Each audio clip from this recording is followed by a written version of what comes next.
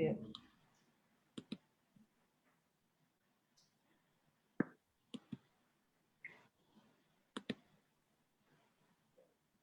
Oh, oh, something came in. Yes.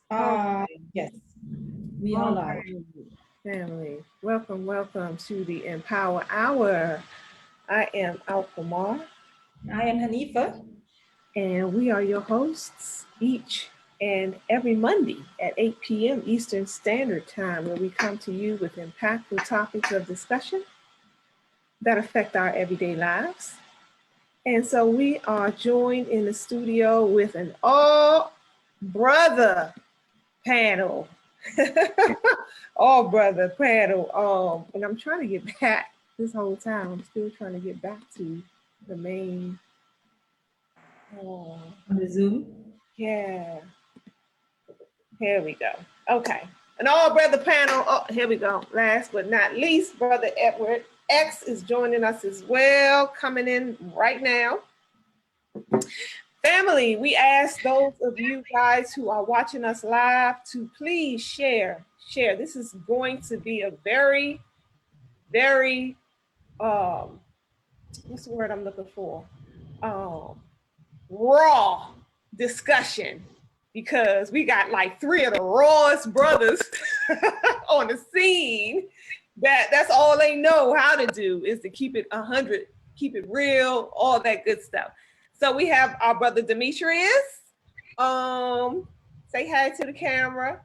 Going on. Yes, sir. Baba Adisa. Peace and love. Peace and love. And my good friend, Brother Edward X. Peace. So we're going to be talking about personal accountability. That is the topic of discussion this evening. I am so interested to hear from the male's perspective on this topic. And it came about, for me, out of frustration. Again, I find I get frustrated with us going public, sharing our pain and anguish as it relates to the opposite sex, but in a vitriol type of way. It's almost as if we aim to rip each other's throat or tear each other down with our words, or hurt. You know what I'm saying? The goal is to cause pain and affliction. And, you know, to me, that's what it looks like, because then it just turns out to be an all-out war of words between each other. And then when you look up and the smoke is clear, we even further apart. You know, we're even further divided as men and women. So I want you guys to talk about personal accountability and how does that fit into relationships, especially modern day relationships. But before you get started, I want to go to Hanifa to see if she had any thing to say. No, I actually am very interested in what the brothers have to say tonight. So I don't really have anything to say. We can proceed forward. Okay. All right. Well, anybody can start. When you hear the word personal accountability, how do you feel about that? What comes to your mind? What do you think that means to you? Anybody can start. Well, I mean, for me, it just means honesty. It means, you know, when you can be held accountable and you can be honest about whatever your shortcomings are in that moment, especially before coming into the relationship. You know, I think that's a beautiful thing. I think it's sexy when a woman is honest about who they are, what they have going on. So personal accountability is saying that, not knowing you wrong, but still wanting to argue, versus admitting that you was wrong. We build on it, we move on. So that's how I look at it. I look at personal accountability like honesty, or being honest. And I think that we need that in relationships. And it doesn't matter whether you right or wrong. Oops, sorry. So that's my position. I'll agree with him. I'll add to that self-check. Having that self-check. After you be honest with yourself, you begin to identify those things that you need to, some things that you need to work on, the things that you're trying to do to better yourself. You have to check in with yourself. A lot of times we just say we're going to do this, we're going to do that, but how much work are we putting into it? So being accountable to yourself means that you have to do that, check off that checklist on a daily basis, a weekly basis, a minute by minute basis. Gotta always be doing a self-check and being honest about that with yourself.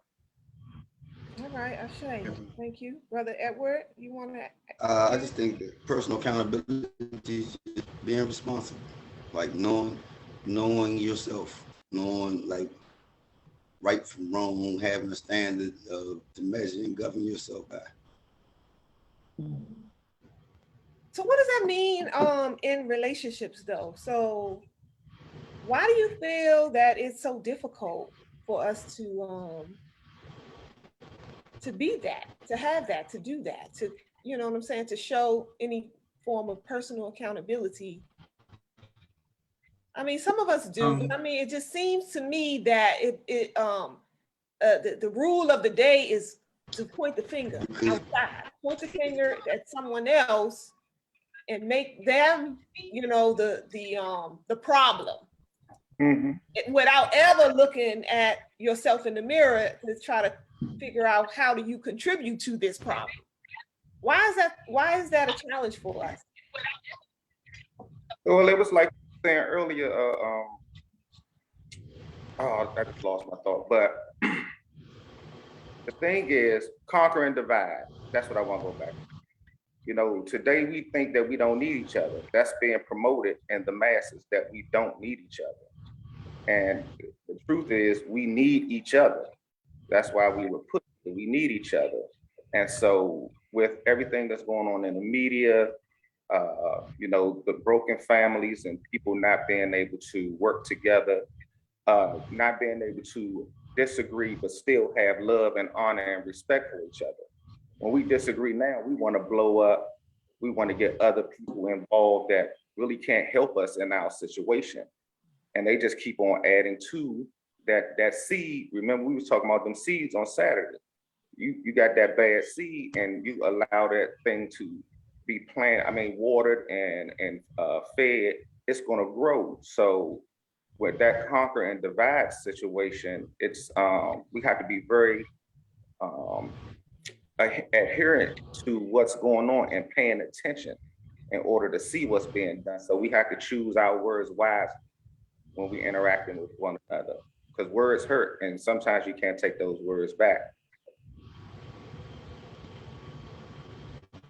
Can you repeat the question? I was saying, why do you think that is such a challenge in today's time when it comes to our relationships? People accepting personal accountability to be able to change for the better. Because I think that one of the realities that we have to look at is that when you deal with Black people and Black relationships, you're dealing with 30 to 40 million zombies.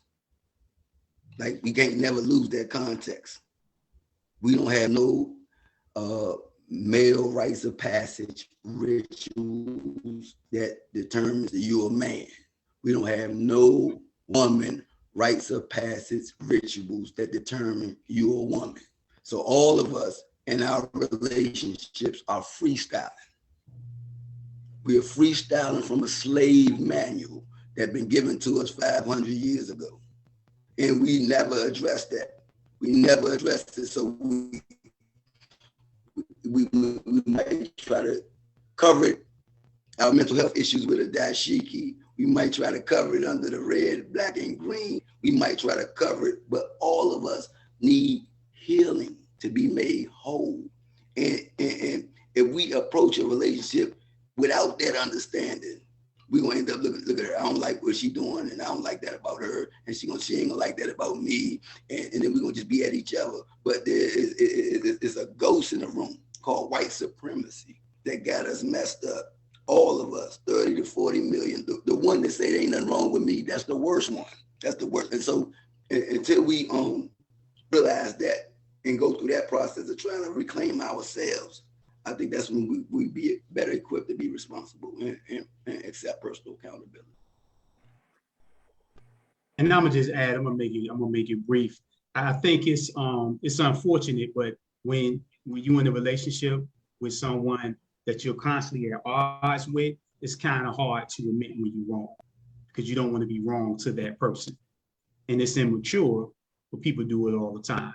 Yeah. So I think that when we can be honest and we're not ashamed of being wrong and the other person doesn't use it against the other person, then I believe that people will be honest and put it out there. Like, look, you know, I apologize, I forgot, or, you know, whatever the case may be, instead of admitting that because you don't want to be held to that for however long, depending on what it is that you was wrong about, you rather just lie and just go with it like that. So I think that if it's a person that you know is going to hold you to that, you rather not give them that ammo, so to speak, by admitting that, hey, you know, I was wrong and, you know, you was right or whatever the case may be. Okay, can I add one more thing? Because I have to share this with Brother Edward. There are rites of passages out there, brother. I actually just graduated from one last year. It was one of the best things that I ever did in my life. It changed my whole outlook on who I was. And it's put me in a better position to be a better man, to be a humble man, a responsible humble man.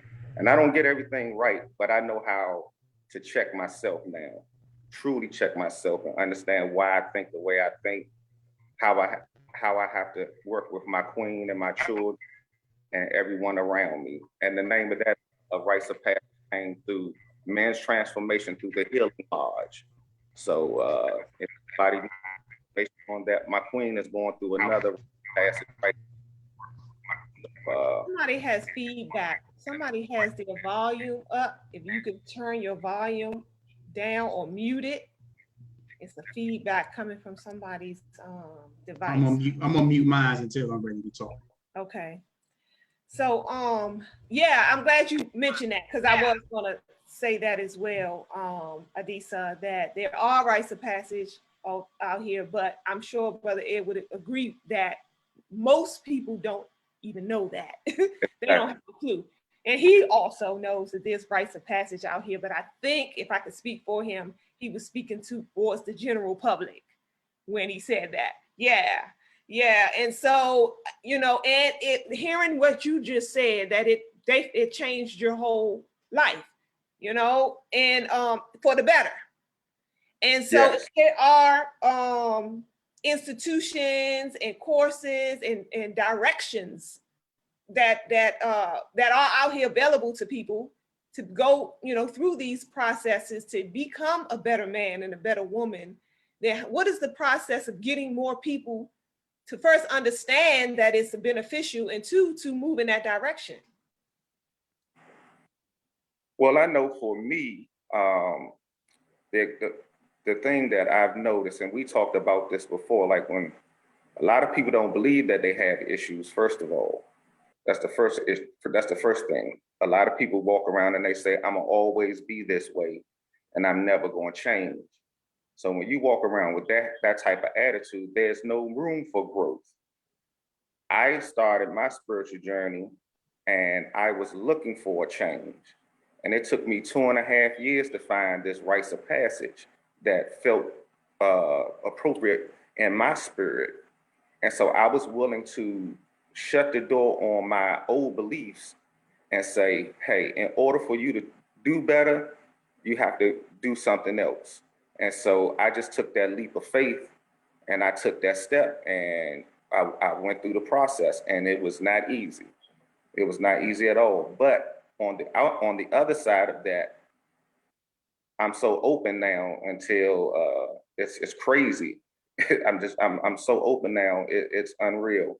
And I'm blessed because I'm finding myself loving myself more and honoring myself first before I can honor my queen. I have to love myself and honor myself first. Good stuff. I- Go ahead, Hanifa. Oh, yeah, sorry. I was just gonna ask, so I know all of us have been kind of observing what seemed to be almost like a bubbling over of frustration from men, Black men and Black women. I think Black women have kind of been openly expressing their frustration with Black men for a very, very long time. That is not a secret if we are going to be honest as Black women. This has been going on for very long. But now we're seeing Black men responding very aggressively and violently sometimes, whether it be in tone or words or action, but we're seeing it happening. What do you guys think have shifted us? What happened to cause this shift to where men are responding now the way, Black men in particular, because this is what this platform speaks about. What do you think has happened that has caused Black men to now shift in the direction of, no, we're not taking it. You guys need to be held accountable. You can't say whatever you want about us anymore without also holding your others accountable. What do you guys think happened? We woke up. Care to expound on that? We woke up. What does that mean? You guys would sleep all this time?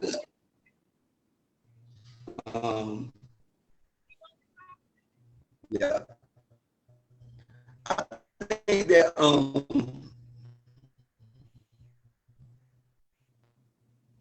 Brother Ed, your look at volume in is. our community, there's a whole lot of things that brought us with the like. Hold up.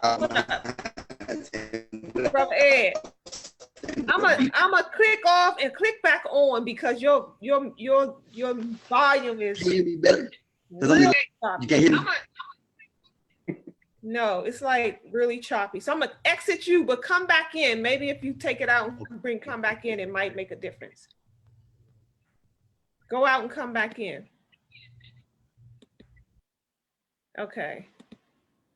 Yeah. So anybody else want to pick up on that question? And if you guys are just joining us, this is the Empower Hour talk show. Me and Hanifa go live each and every Monday at 8 p.m. to talk to you about impactful discussions that affect our everyday lives. And we're talking with three strong brothers about personal accountability in relationships.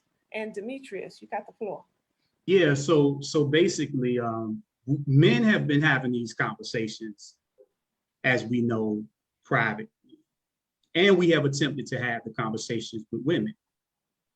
Women have not been listening, right? So men have created platforms like the Manosphere, things like MGTOW, the MGTOW movement, things like different things like that. You have alpha male strategists, Stephens Cole, just to name Ron Wills. And as we know, the most well-known and infamous is Kevin Samuels. So now that you have all these platforms out here that saying the things that men have been talking about, even to women, it's becoming a problem. And men are starting to evaluate things different, right? Men are starting to take stock in themselves and say, wait a minute, I do have some value, even though I'm not making six figures, even though I'm not 6 foot, even though I'm not this, even though I'm not that, I do have a level of value. And men are taking stock with that right now, right? And just to be completely honest, Kevin Samuels, because he put it in context and he put stats to it and all that, it brought it to a different level now. That's where, as we spoke yesterday, not Hanifa, but Alclamar, that's when the war started. Because it was simmering already. But because it was kind of in the women's favor and men kind of remained quiet about how they really felt about your weight and your attitude and the fact that you never put on lingerie or cologne, perfume, or you do nothing. You do the minimum, but you want a lot, right? This has been going on for a long time. Men just have accepted. Now you have different platforms out there that are allowing men to speak directly to that. And like Hanifa said, it can get disrespectful, belligerent. She used the word violent. So this is, it's the spark that was kind of like simmering, the thing that was simmering. And then when you have someone like Kevin Samuels and others that kind of lit the fuse, it's kind of like it's on now, so to speak. And I'm gonna be quiet right here, but if for those who've been on Clubhouse, it's a whole nother world in far as how men and women interact up there. Don't even get me into the homosexual men and the straight women, how they have merged their movement, so to speak. Mm. And you see it big time on Clubhouse, which is the craziest thing, because you have Black gay men bashing Black straight men. And then you also have Black women doing it as well. How those two things coexist is kind of interesting. I mean, I get it, but these are the things that have been simmering for a long time. And now men are saying, hey, listen, this is how we think, this is how we've been feeling, et cetera, et cetera. So that's all I gotta say for it right now. Brother Ed, you wanted to pick, see if you're.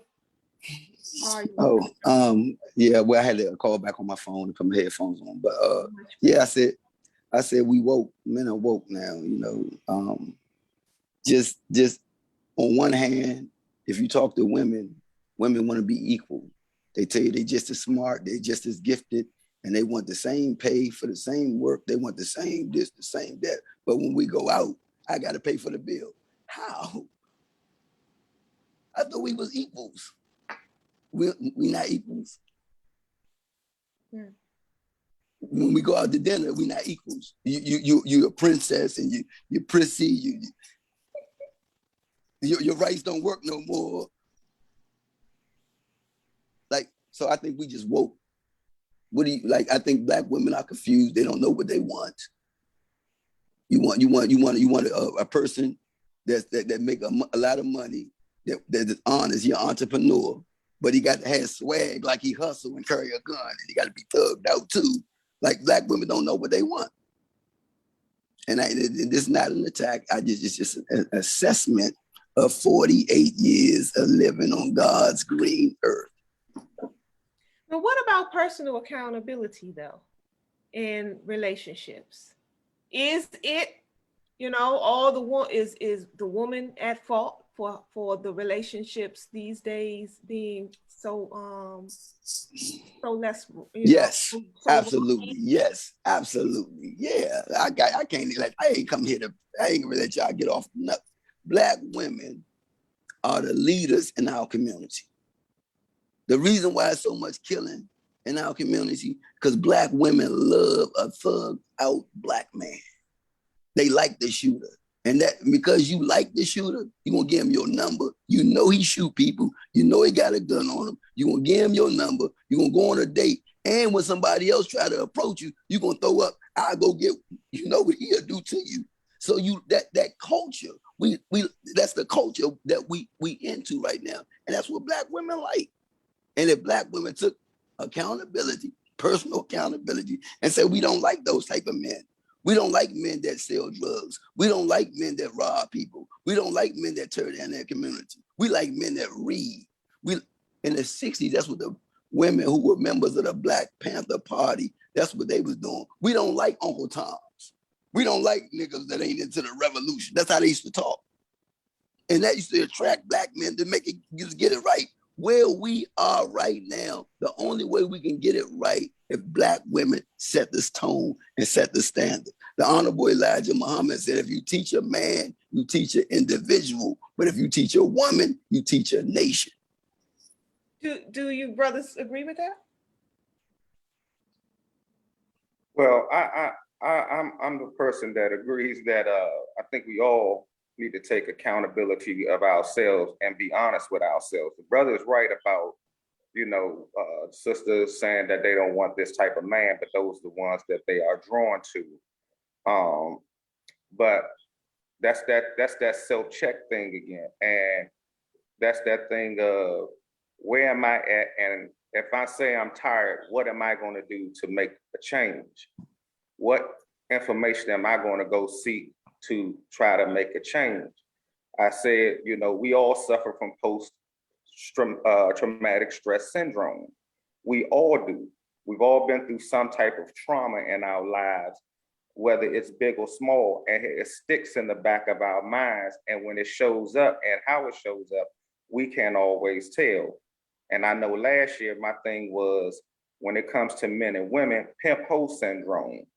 So it's like the brother said, going back to the 60s, when you had all these powerful movements going on, and we talked about this again on Saturday, what happened? Superfly happened.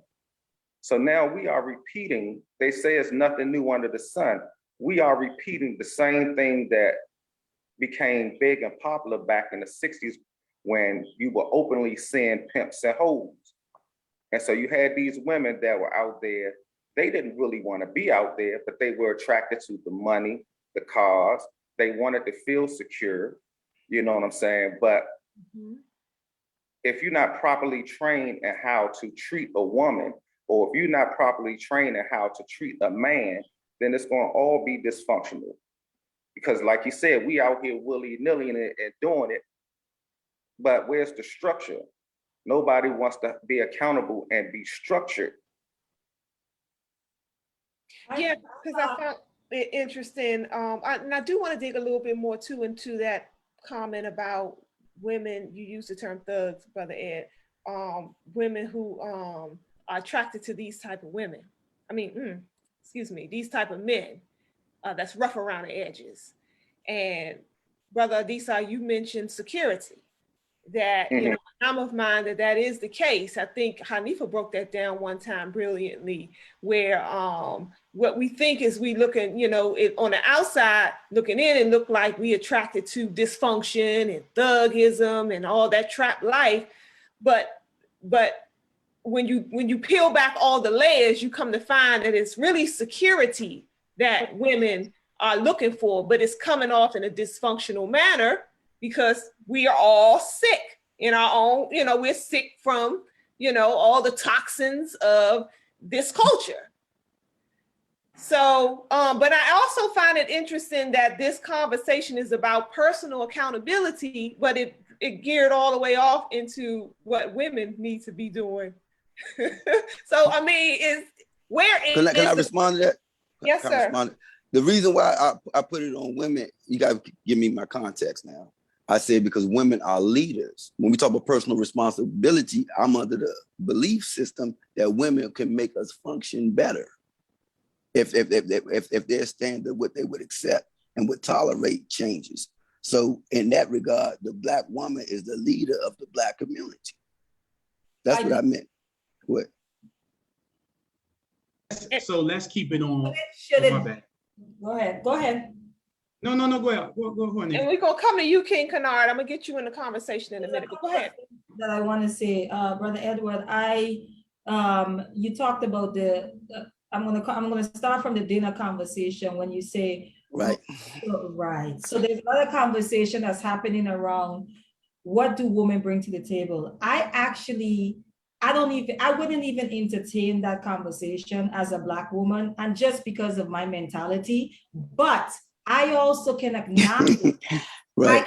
I can also acknowledge why men are now so comfortable asking that question. And I actually think Black women are the cause of that. And it actually connects back to your equality piece, Edward. You understand what I'm saying? Because once you begin to tell me you are equal to me, then I'm going to expect you to bring something, right? That's a part of that.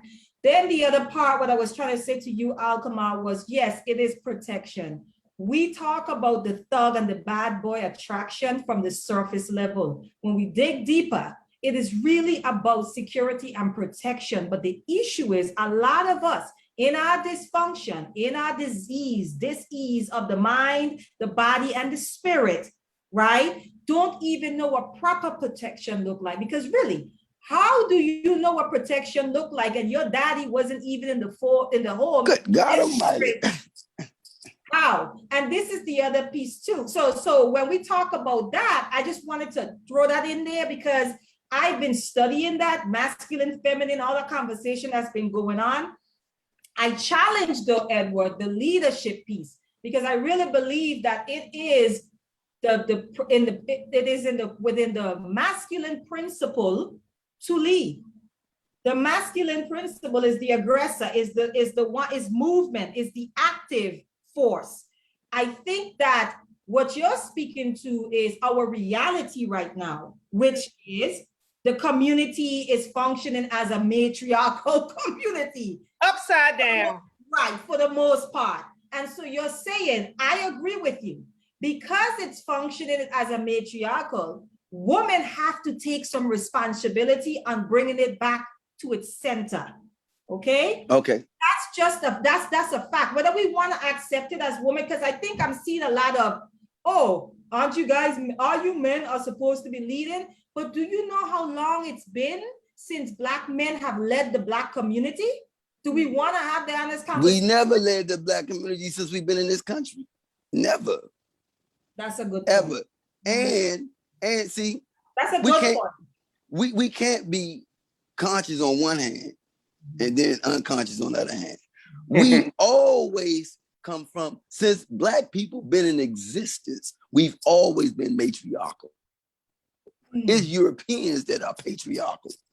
And because Black men ain't had no power in 500 years, an ignorant Negro, he fall into the paradigm of the European because he want to be bravado and show you that he a man. So he believe in the patriarchal system too, or like the white man. No, that ain't our system. That is not our way. We always believe in Mother Nature, Mother Earth, the Mother Goddess. That's who we are as a people.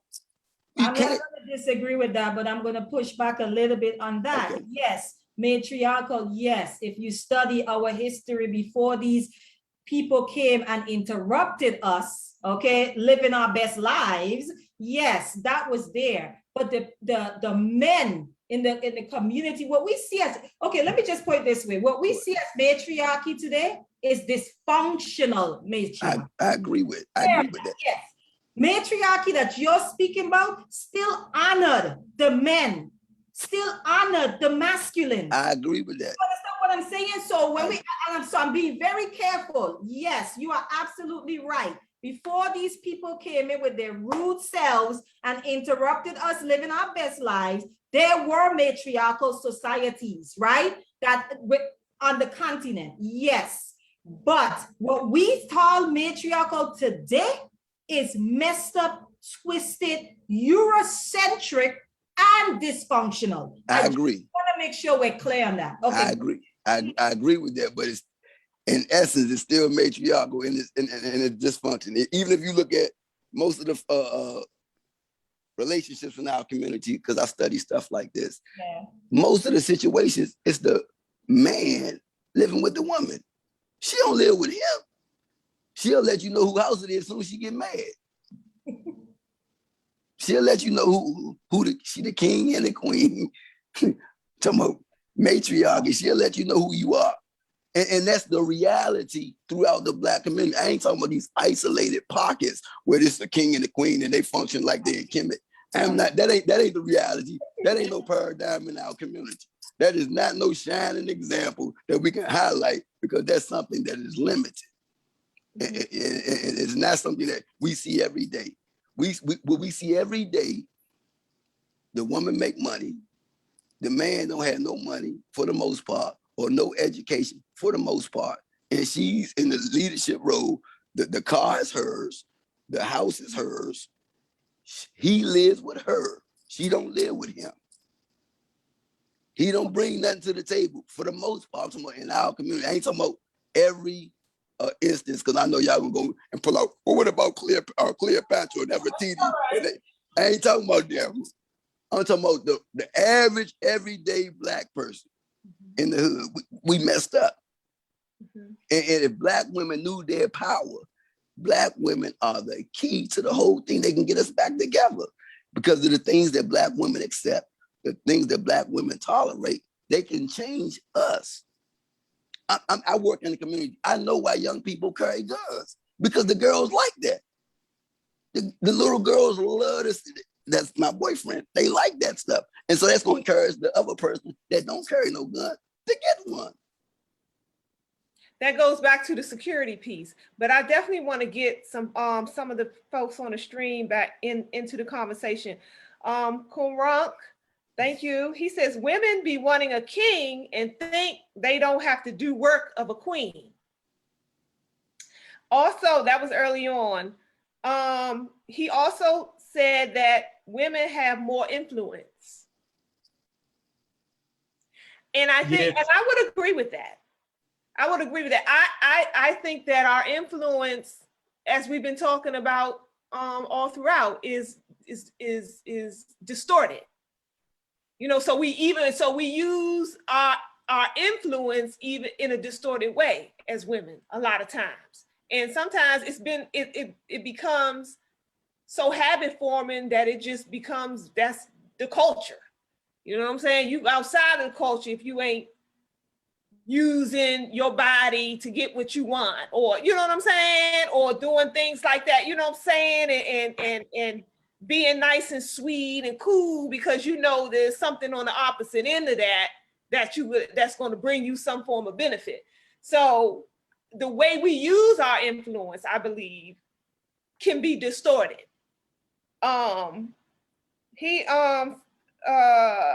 King Kennard says accountability is not just up to the woman. He said we both have personal accountability. And then Kumrank also said the leadership is complementary, both lead in different lanes. That's an interesting thought. I think that, so Mike, I have a question to the panel as well. So based on what we're saying, so we have mainly Brother Edward, well, he's the one that's kind of been a little bit more boisterous around this. But so if it's, our reality is that the woman has a little bit more power than the Black man, does everyone agree with that right now in our present reality? Does the Black woman have more power and influence than the Black man? Anyone disagrees with that? I disagree with that. I think the Black woman has her own uniqueness, which serves a purpose. And once she knows what that role and what that purpose is, I believe that she can build upon that and blossom in that. Vice versa, the Black man has his own uniqueness and what he's supposed to be doing. And unless you're taught that, I mean, like this subject can go really deep. Like the things that we're talking about, if it's not taught and put in you as a child and then shown in front of you, somebody being a true witness of what it is that they're saying, once again, dysfunction comes into play. In some instances, it's ignorance. Some people just don't know. So couples are becoming couples and they're ignorant to any of the facts that they need to try to have a proper relationship. Mm-hmm. You know, I'm trying to teach my sons and live in front of my sons what it is that I want them to see and become, because I was taught to run through women. Told y'all this since I've been knowing y'all. I've been taught to run through women, knock the back out of them and keep moving. But when my spiritual awakening came, my spiritual awakening came, I had to say to myself, and this was spirit, what are you doing? You hurting the woman more than you think, because you all hold on to things. So I was operating out of a place of selfishness. Only thing, what I want this one, so I'm gonna go ahead and get her. I want that one. Not knowing the spiritual, not paying attention to the spiritual connection, not paying attention to the physical connection. That piece about protection and security that you all are looking for real, it's so deep and it's so strong that when you don't get that, when you go out and you don't know what it is that you're looking for, you bring on all types of mess. And you bring all different types of energies around you. I'm operating off of energy now. So this is why I can have a conversation with my sister and respect her beauty and not focusing on her booty. This is why I can have a conversation with my brothers and be able to find out where they really are. So if we're gonna walk together, we can walk together. Mhm. And that's the problem. We just out here moving and grooving off of our feelings, and we're not doing any type of true self-reflection. The one thing that I got from this rites of passage is, now that I know what my energy is and what I'm supposed to be doing with it, I can't just give that to anybody. And I want that for the same person. If we supposed to walk together, I need you to be doing the same work that you need to be doing on yourself, so you just don't be giving away your energy to me. Because Yeah. that's how we destroy each other. I would be interested to know, thank you for that, Adisa, too. That was some good points.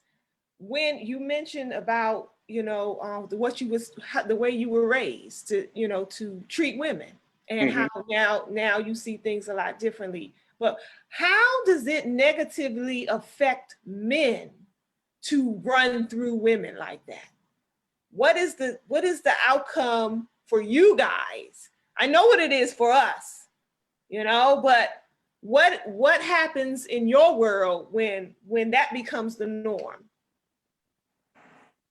Well, I'm only speaking for from personal experience and the things that I have observed.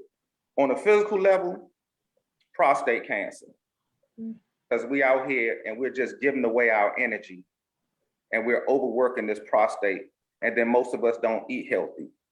On a spiritual level, we are adding water to a seed. And if we don't stop and kill that, we're going to teach it to the next man, or we're going to condone it from the next man.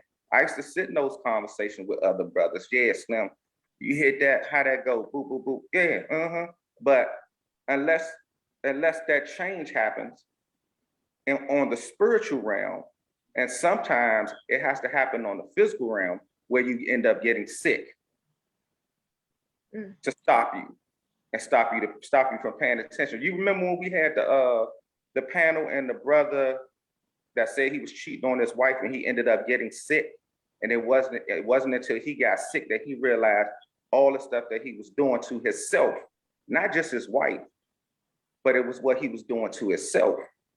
So sometimes those wake-up calls have to become real harsh and detrimental for you to see. I'm just grateful that mine didn't have to come like that. Mine came in just a thing of, I think I want to do better now. I think I want to do better. Something is pulling me to do better, to be a representative to my sons and to the other brothers that are in my life.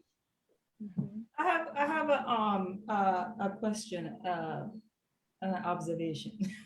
So I'm in the space where the women have a lot of resources and a lot of spaces for them to come and do the healing from people, the past Glens of the world, Glenn, your past self, the men who ran through them and didn't reverse, right? So women have a lot of circles to go to heal from those things.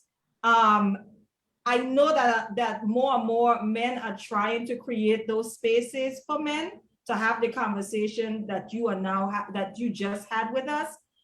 One of the things, though, that I am kind of in conflict with, a lot of the circles that women are in, it's really like a lot of teachings around like just really focusing on yourself, right? And like becoming this boss bitch, and I'm gonna use the word because that's what they use. And just kind of like, it's all about you and what your greatness.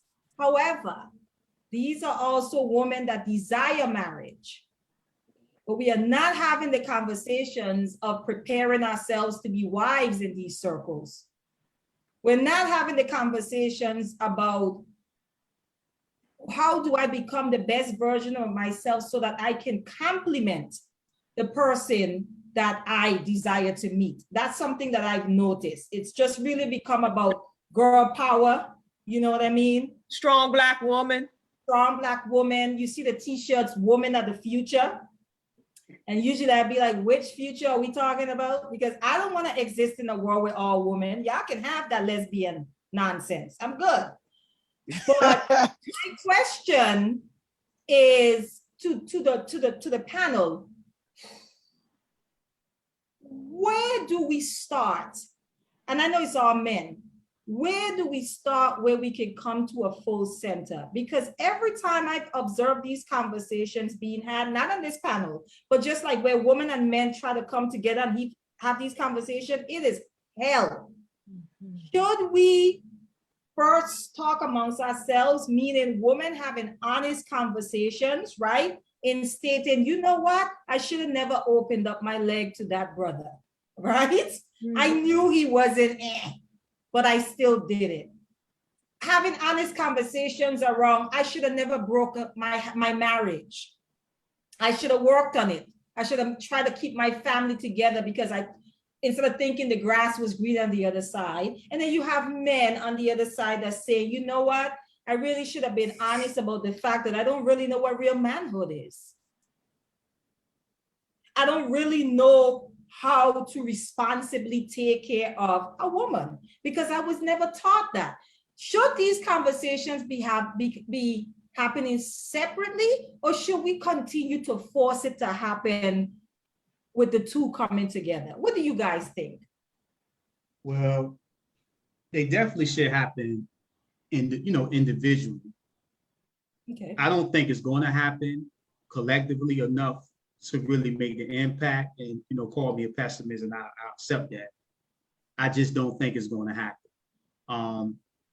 As far as the accountability aspect of it, I think men have been holding themselves accountable, right? It's just hard to execute a lot of the things that men want to execute without money, without resources. So it's one thing to hold yourself accountable, but it's another thing to actually act on certain things when you don't have resources. So you have more men now talking about therapy, rites of passage and things like that, openly discussing it, saying, you know what, I'm gonna take a break. Telling young brothers, hey, it's not about the quantity of women versus the quality of women. Don't be sleeping around, don't have children. Men have been having these conversations amongst each other, and we're publicly having it even more.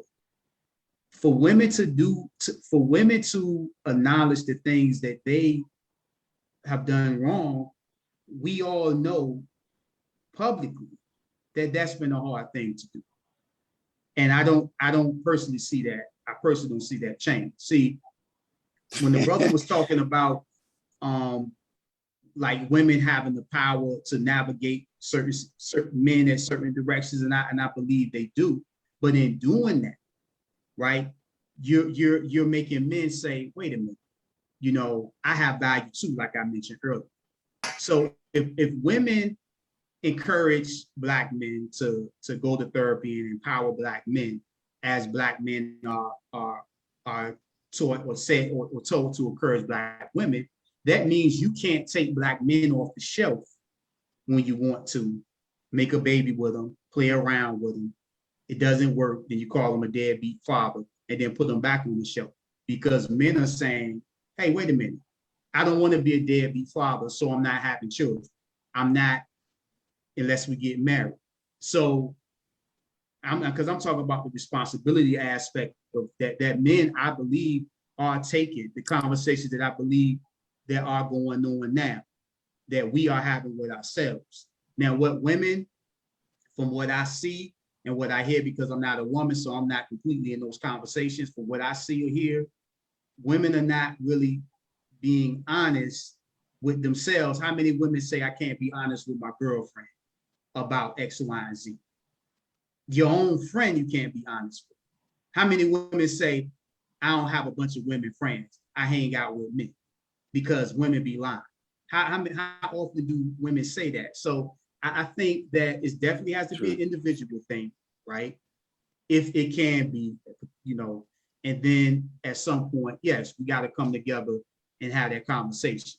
We've been trying to have it for a minute. And I think a lot of it is we're not been able to have the conversation because we're not being honest with ourselves as individuals. And then we're not being honest with each other as far as the opposite sex. And that's all I have to say on it. Could it be that we both are just too sensitive? And when I say that, I mean, like, for instance, conversations just like this. There have been some things that I've heard that it's hard for me to hear as a woman coming from a man's perspective, but I hear them. You know, I'm willing to listen. I'm willing to hear it, even if I disagree, to understand deeper why you feel that way. You know what I'm saying? But I'm realizing that that is not an easy thing to do these days when it comes to our relationships. And I think that we become too sensitive emotionally on both sides of the spectrum to where conversations like this become almost impossible to have. You know, if we open this conversation up to two more people, you know what I'm saying, just basic people, you know what I'm saying, on the panel, it would likely become a war, you know, on the open platform. And so could it be that we have some work to do when it comes to our emotions and how we respond to some of the things that the triggers in the conversation? Yeah, absolutely. I mean, we have a lot of baggage. We have a lot of unresolved issues, right? With Black men, you have to some kind of way, you have to, I hate to say it, but you have to demonize when they say things that you don't like.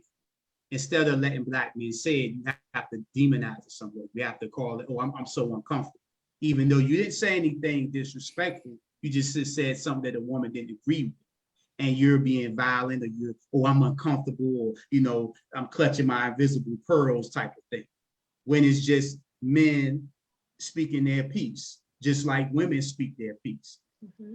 When we meet for the first time and we're dating, we're figuring each other out, we want the softball questions versus before the emotions arrive, let's put it out there. Before we're in love or our feelings are attached to the situation, let's put it out there about what we really feel about life or whatever. Mr. Fuller, Nearly Fuller Jr. says you should have 150 plus questions that you ask each other about anything. And we don't even have sex until those questions are asked. So that way, when you go into the bedroom, it's nothing that you don't know about the other person. So you can't wake up and say, I didn't know. So we got to put it, we have to be willing to put it out there. And people be lying. I just want to put that out there. People be lying. It's hard to, so you're right, people lie. It's hard to lie when you're being asked 150 questions and you're having conversations. It's hard to lie and you actually listen, right? See, this is the fear. And I'm gonna use fear. I shouldn't use it, but that's the word that came out of my mouth. If men wake up and start thinking with the big head instead of the small head, then women can't maneuver and manipulate the way they do. They have to now come with a little bit more than just the body. They have to come with a conversation. They have to put themselves on, put themselves out there, because men are not just settling for you being beautiful anymore. We doing the work now, right? So in doing the work, you're going to get a different man, right? So the Black man, encouraging the Black man to do the work, get themselves together, that's going to kind of make the playing field even. I'm not sure if all women want that, because now you have to step up in a way that a lot of sisters have not had to step up. You understand what I'm saying? Not that you agree, but that's. If I can interject, Absolutely. Demetrius, the reason why I throw out there people be lying is because I think that what we also need to realize is that we don't feel safe with each other. And if I don't feel safe with you, I am not telling you my body count. Huh? That's a conversation that people are having right now, right? I am not sharing what I make with you. And this is on both sides, men and women, okay? If I don't feel safe with you, I am going to dodge and completely Neo in the matrix, those questions that you try to. So I think what a lot of us need to work on is becoming safe spaces for each other. We don't have enough of that when we're relating with each other. And forget relationships.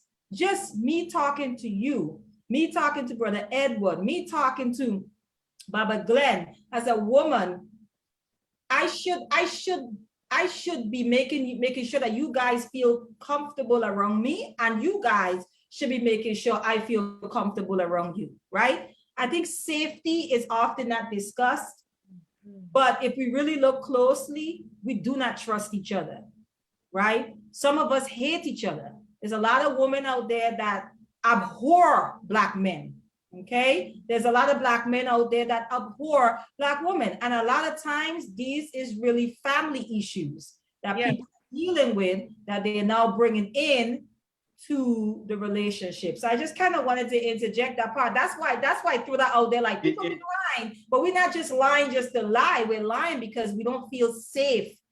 It's not safe to tell the truth. And there's some, and I agree with you on that. I agree with you on that. Now, it's a certain level of power as Black people when we're honest, when dealing with racism and white supremacy. And I'm talking about collectively. When you got a people that can walk around and be honest about their position, that's dangerous, because now we're looking for an answer to get out of it with us being honest that we're actually in it. And when you talk about relationships, right? When you're dealing, it's so people have so much baggage and so many secrets.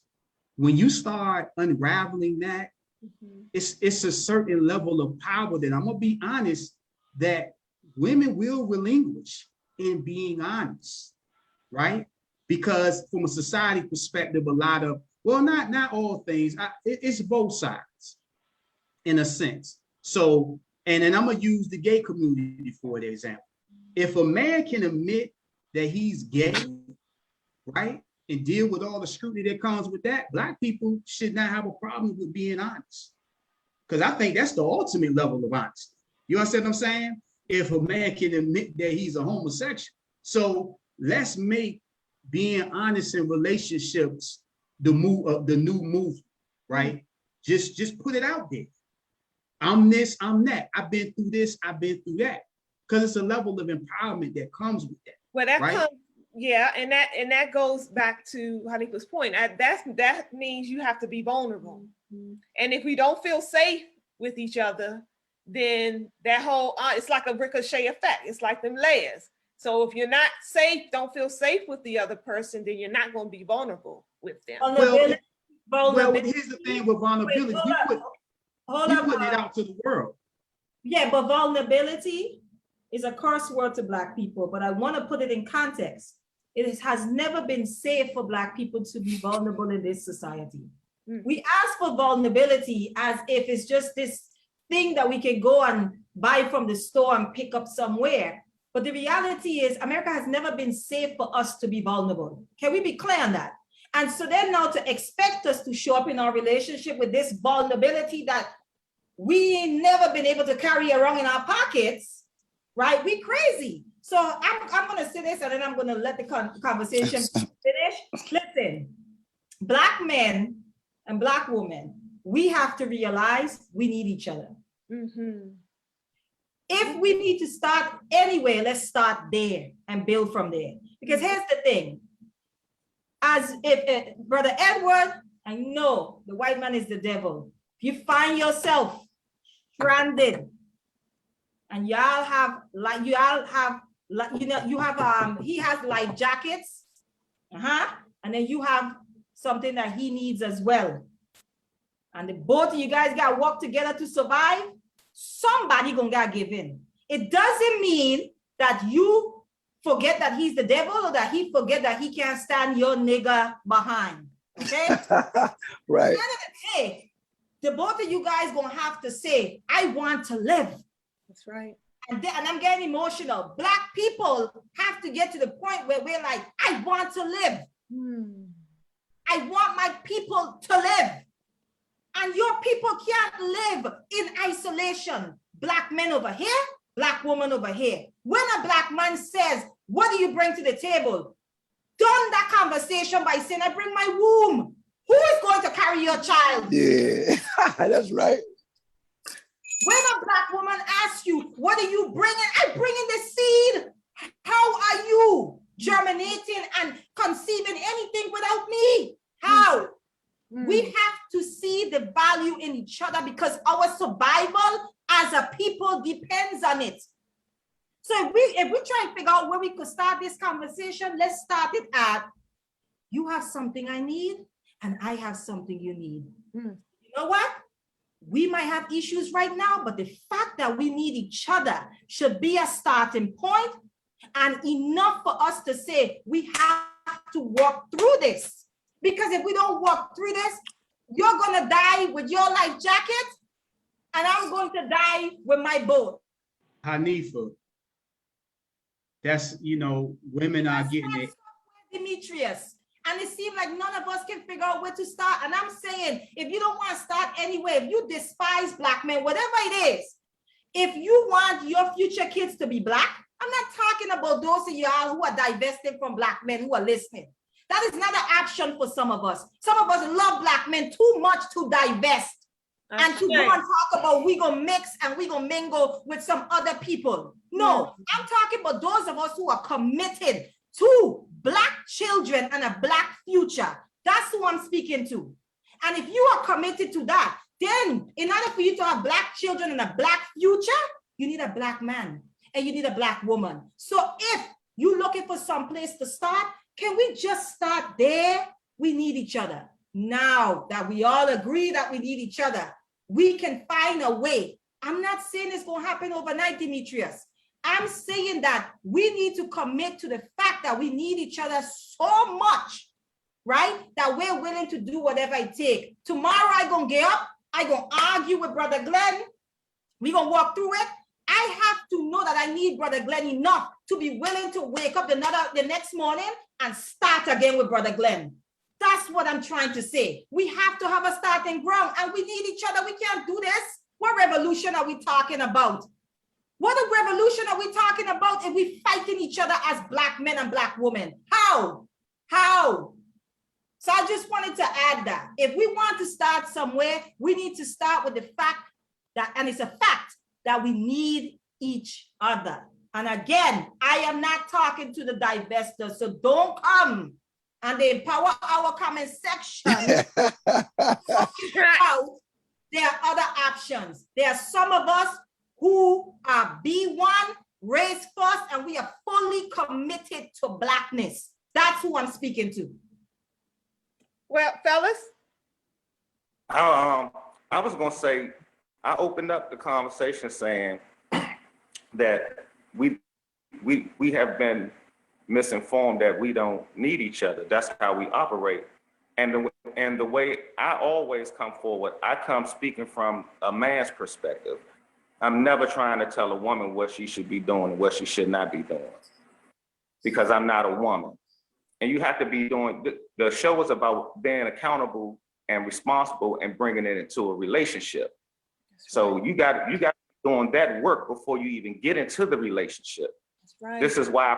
This is why I promote the book Accommodate so much, because that book teaches you how to work on yourself before you even pick up a. I promote the book Community Itself, because it shows you how this brain operates and why you think the way you think and why you keep moving the way you move. This is why I promote investing into yourself. Most of us aren't investing into ourselves outside of what we see on the TV. And what's on TV is being manifested around us.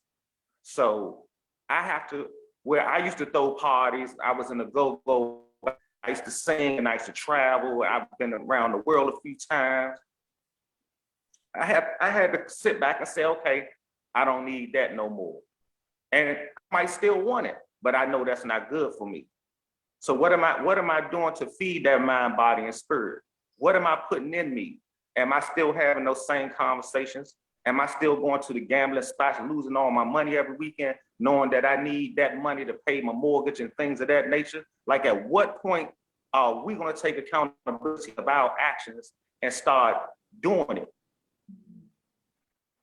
That's what I'm talking about. I don't have time to keep pointing out to my sister. I was married the first time for 15 years. Why would I look like keep going arguing back and forth with my ex-wife about what she not doing or what I think she's not doing? That's not a healthy situation. Only thing I could do is be the best that I could be and try to walk and be that representation of what this man is supposed to be.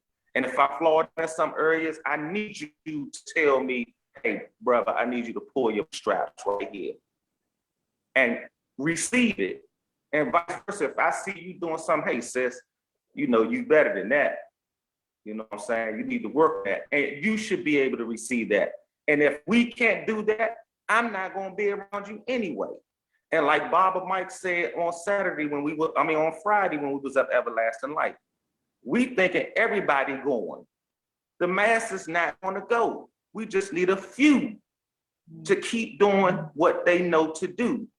Somebody eventually going to say, brother, sister, why are you so peaceful? Why can't you walk around in every situation? My mantra, I see you and I honor you, because I see and honor myself first. So if I don't see and honor myself first, then I can't see you. I'm worrying about making sure that I'm right. And the woman that I'm with, she is working on making sure that she's right. And when we do that, we come to the table, we sit down and we can talk. And we don't always have happy conversations. But the one thing that we do, we make sure we have those uncomfortable conversations. Because number one, she don't want to be blindsided. I don't want to be blindsided. And if we can avoid being train wrecked, let's do it. We did it before. We've done it repetitively. So I'm taking accountability for myself in this relationship. I should. And as I do that, if you doing the same thing, we're gonna march over into Zion, like I said the other day. Yeah, I agree with you. And I think a large portion of why it's difficult for us to get to that type of place, Adisa, is the ego. The ego on both sides.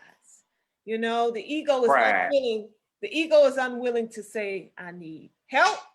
You know, the ego is unwilling to say, you know, I'm not perfect. It's some stuff about me that, you know what I'm saying, that's dysfunctional, that if I was able to clear up, I could be a better person for the next person that I meet. You know, it's the ego who, you know, can't sit in one of those uncomfortable conversations and just have it without, you know, either the fight or flight.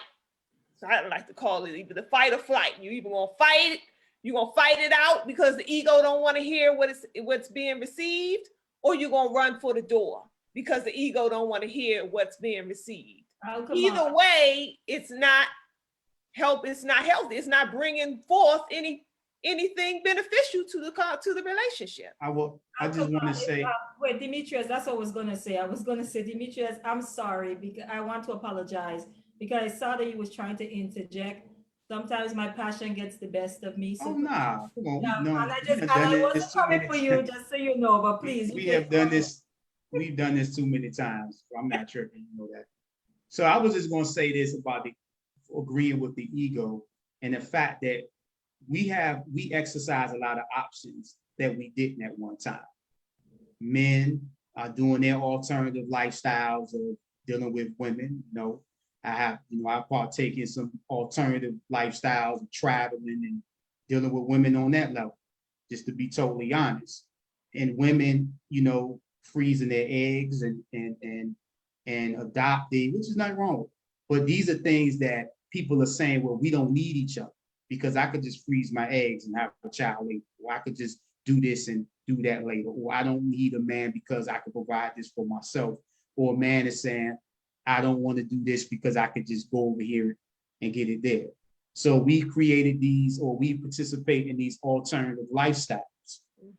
We basically have come to the conclusion that we don't need each other and that we've found ways to function without each other. So we would have to be willing to commit to letting go those lifestyles and saying that I'm committed to understanding the Black woman.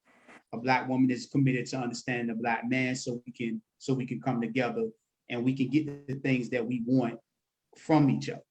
But as long as, and I am guilty of it, as long as we have these alternative lifestyles to the point where they are affecting the way that we interact with each other, it's going to always be that level of I don't need you and you don't need me type of thing.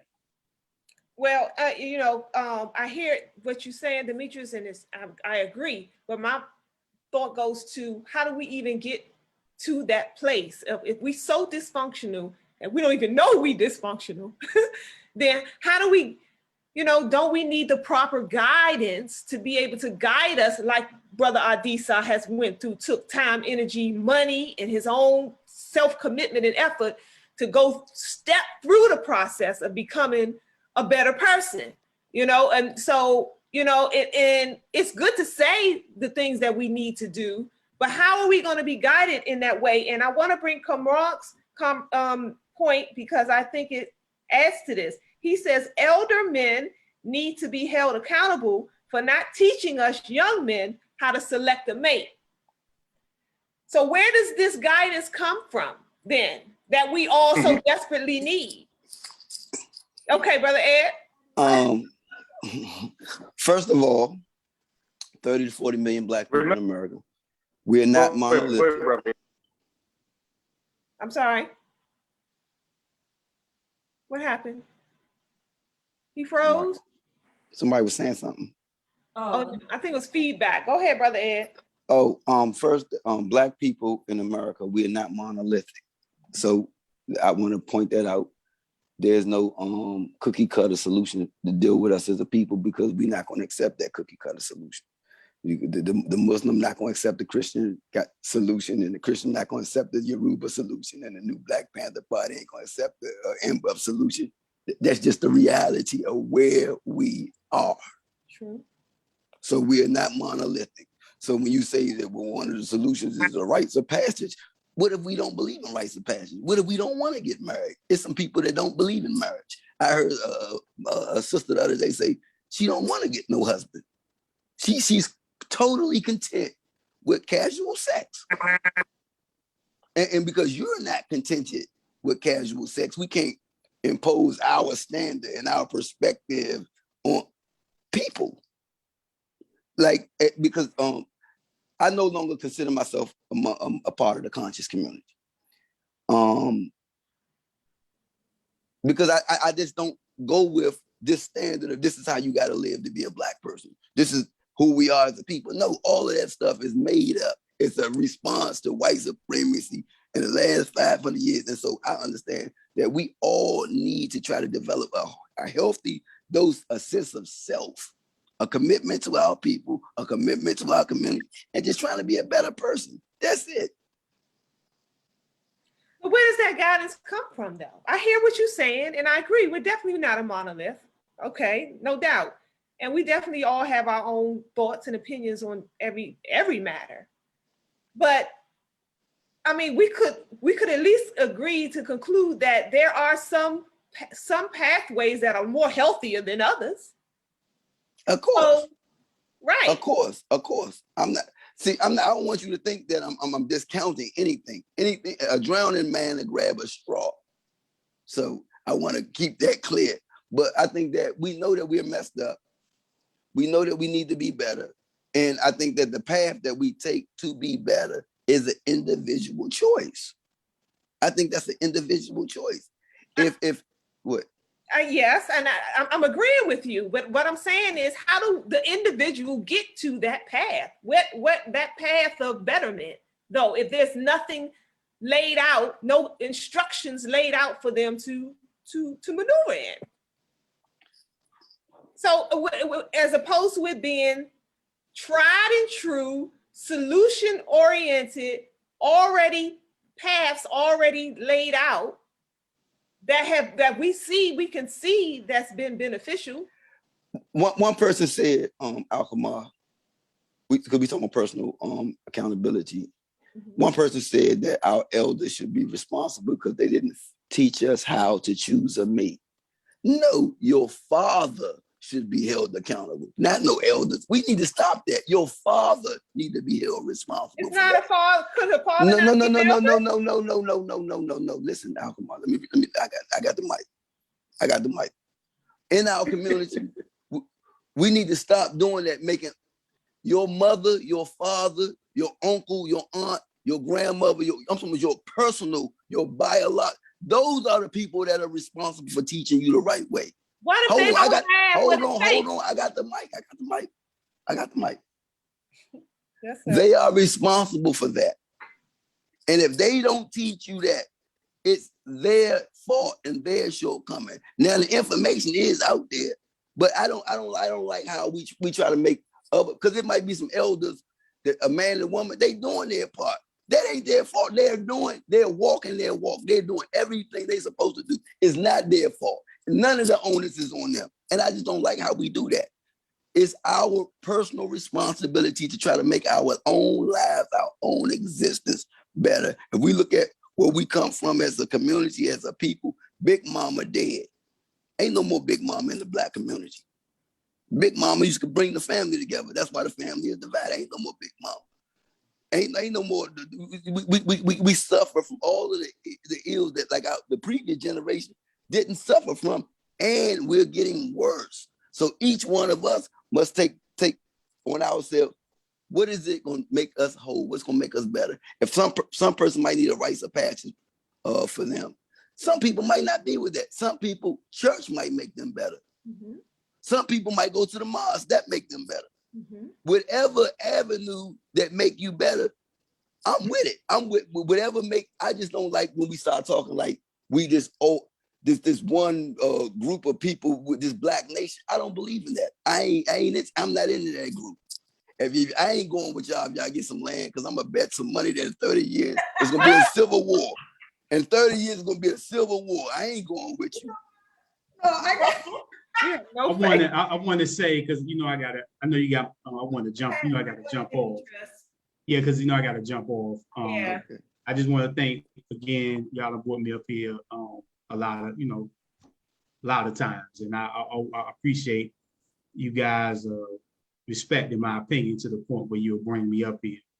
We didn't really get we kind of kept it light. We didn't get too controversial with it. So I just wanted to say that before I go, and even to what the brothers and everybody on platform, me and Brother Ed, we've been on the platform, one of the talks together, and it was cool. We was on the same page with a lot of things, and the last point he made, I agree. This the whole thing that's going on now, our parents didn't know the things that we know now that we can tell our children, but yet we're still holding our parents accountable for the things they didn't tell us, and I struggle with that with my own mother, with a lot of things that she didn't tell me. So, but it's in our kids that I work with, I tell them too, that your parents they didn't know, you know what I mean? So we do blame our elders, or like Brother Edwards was saying, for us, we should blame our parents, and even our parents sometimes we can't even blame them, unfortunately, because they didn't know. But our generation have the opportunity to know the things with the internet and social media. We're privy to a lot of information about self-growth and books and rites of passages and things like that, to be in touch with your feelings as men and things like that, that we have the opportunity to now pass this information on to the younger generation, whether it be our children, our nephews, or just some young brothers and sisters that we know. So we have that privilege that our families didn't have.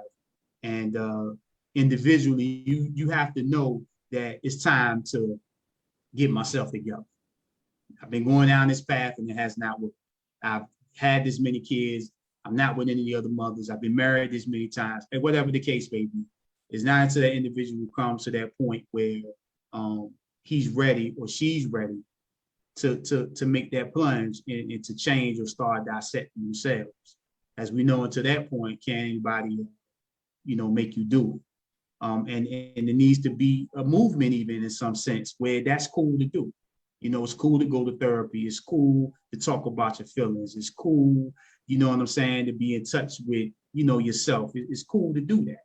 You know what I mean? Especially, amongst Black men. So I'm gonna see Alclamar. We can pick up this conversation next time I see you. Okay, Ashe. Right. Thank you so much, Demetrius. Appreciate you Okay. joining us. Have a good Okay. evening. Thanks again.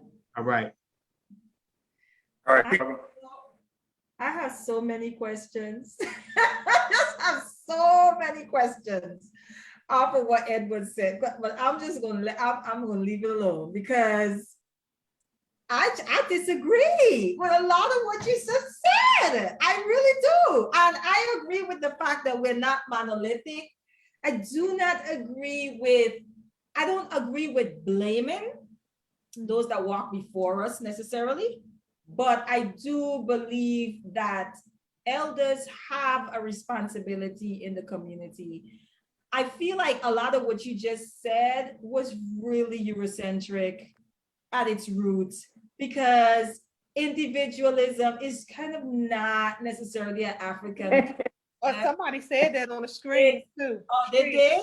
Yep, Shu said individualism is a European concept. It is the village that teaches us all. Right, and I was gonna say to Edward, I'm still. Are you gonna let me? Y'all gonna let me respond to that? Yes, I ahead, am. go ahead, So go then ahead. I was just gonna say that the idea that we could develop self outside of community and outside of family is delusional. Self is developed through interaction. That's how self is developed. It's just this idea of like, don't let them Catholics fool you, okay? Out there in their monasteries in isolation, that's why they're touching boys. I'm just saying that the character development has to take place. It has to be practical. It has to be in connection to other people. So when you're explaining, like, I don't believe in, your parents failed you, then you know what?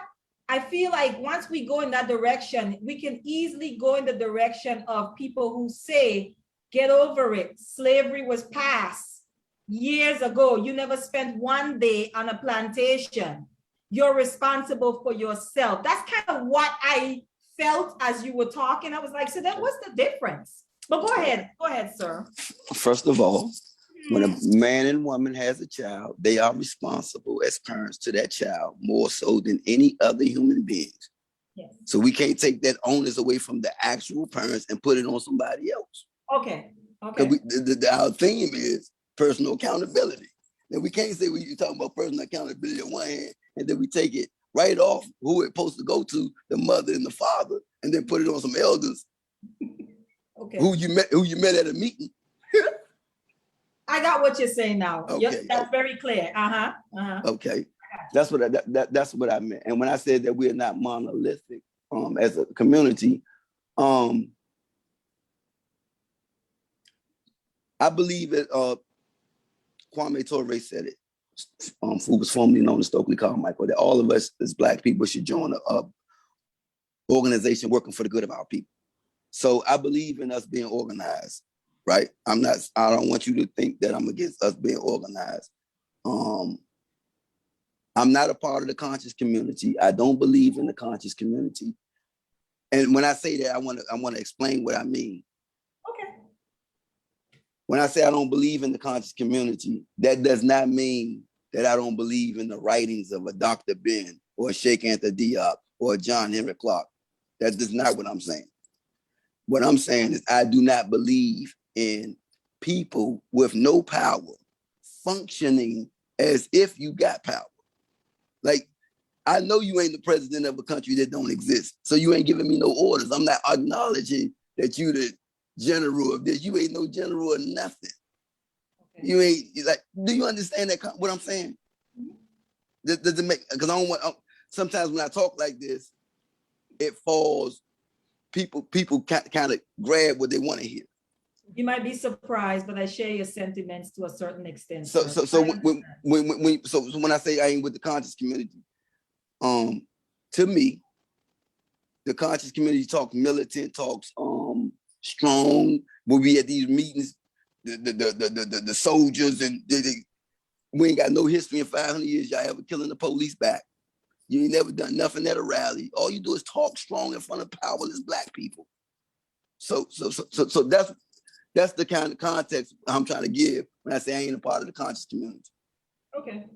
How does that relate to personal accountability though? No, because we were talking about when she was talking about as us being social people, we being tied to something, and our development being tied to something. I believe in that. Like I believe in being organized. I believe in being a part of an organization. But I said I'm not with the conscious community. And then I made a statement. I said something like, if y'all was going, so I'm not going. Like I just don't believe when somebody said individualism is Europeanism. We are Europeans now. Y'all in denial about that. You are European. The person that typed that you are goddamn European. That's why we can't get along, because you're a European. Show me in Black America where you good harmonizing as Africans function right at. Nowhere. Because you're a European. But you don't nobody want to say that. Because you think that you saying that will make John Henry Clark flip over in his grave. No, our condition shows that you are European. Okay, so is that a good thing? No, it's not a good thing, but see, but it's hypocrisy. Because we'll say individualism, but Farrakhan want to organize all Black people. Say, I ain't with that. I ain't with that. See, you pick and choose. It's the nigga mess. That's nigga. I don't like that. Like, Well, let me get Go Karat. He has a lot of things to say on the stream. He said the Okay. men just deflected. LOL. They turned accountability into blame, which is not the same. I said, I think I started with all of us are messed up. Didn't I say that? No, I think what he's speaking to is that in the beginning when you said Black women are to blame. Not Yeah, Black women, Jay-Z and R. Kelly got a song, and I don't want to be vulgar, but it's called The Power of the P-U-S-S-Y. That's why niggas get haircuts and try to just fly for all the ballers that can afford to try to cop a nice ride for the power of the P-U-S-S-Y. The power of women. That's why we do what we do. Jay-Z and R. Kelly got a song talking about that. But of course, our bravado will make us say, don't a woman lead me. I'm my own man. I do what I want to say. The person that talks like, I bet he live with a woman. I'm a cash apple. I'm cash app ready right now. so I'm tired. See, we gonna be for real in our community or we not. Mm-hmm. We talk this we want to sound sophisticated and conscious and mature, but the reality is you broke, your life is in shambles, and you're in a rut. But if you talk, you don't want to put the last block in the pyramids. I work in the community every single day with homicides. I deal with Black mothers every single day. I know this is hypocrisy that we talking. We talking sounding good. Yeah, I know you sound good for a context of podcast dealing with consciousness. I got you. But the reality is we messed up. The Muslim is messed up. The person who practiced Kemetic philosophy is messed up. The person that practiced Yoruba is messed up. The person that practiced, we can't even say Christianity, because if I say they practice that, you're going to discredit them anyway. Like that, you can't even be a good Christian. Like when you conscious. So you understand what I'm saying? So it's all hypocrisy. Give me the example of the Black man and the Black woman that fell under the conscious philosophy and it worked in Black America. I'm talking about, give me a template that worked. It don't even got to be local. Show me.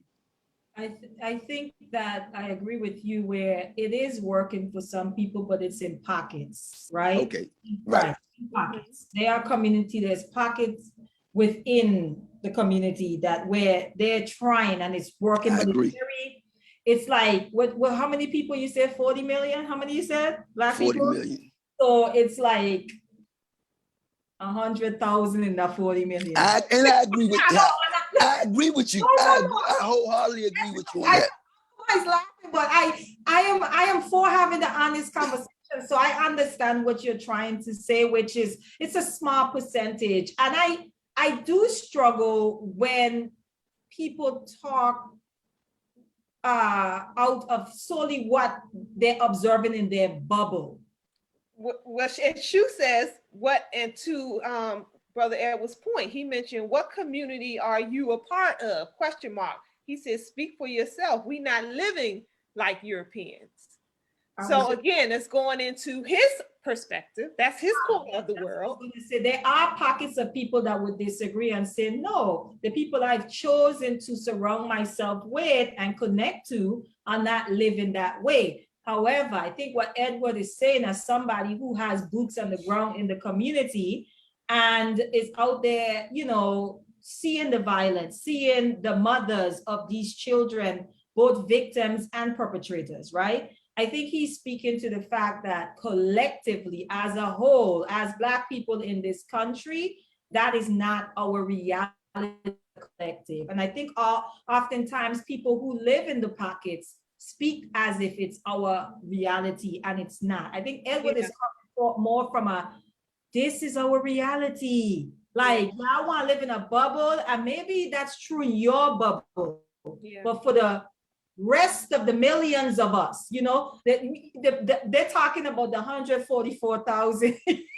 Right. There you go. You know, and Edward is like, no, I'm talking about the millions of us. And so I'm very careful too, Alkema, you know this. Welcome back, Baba Glenn.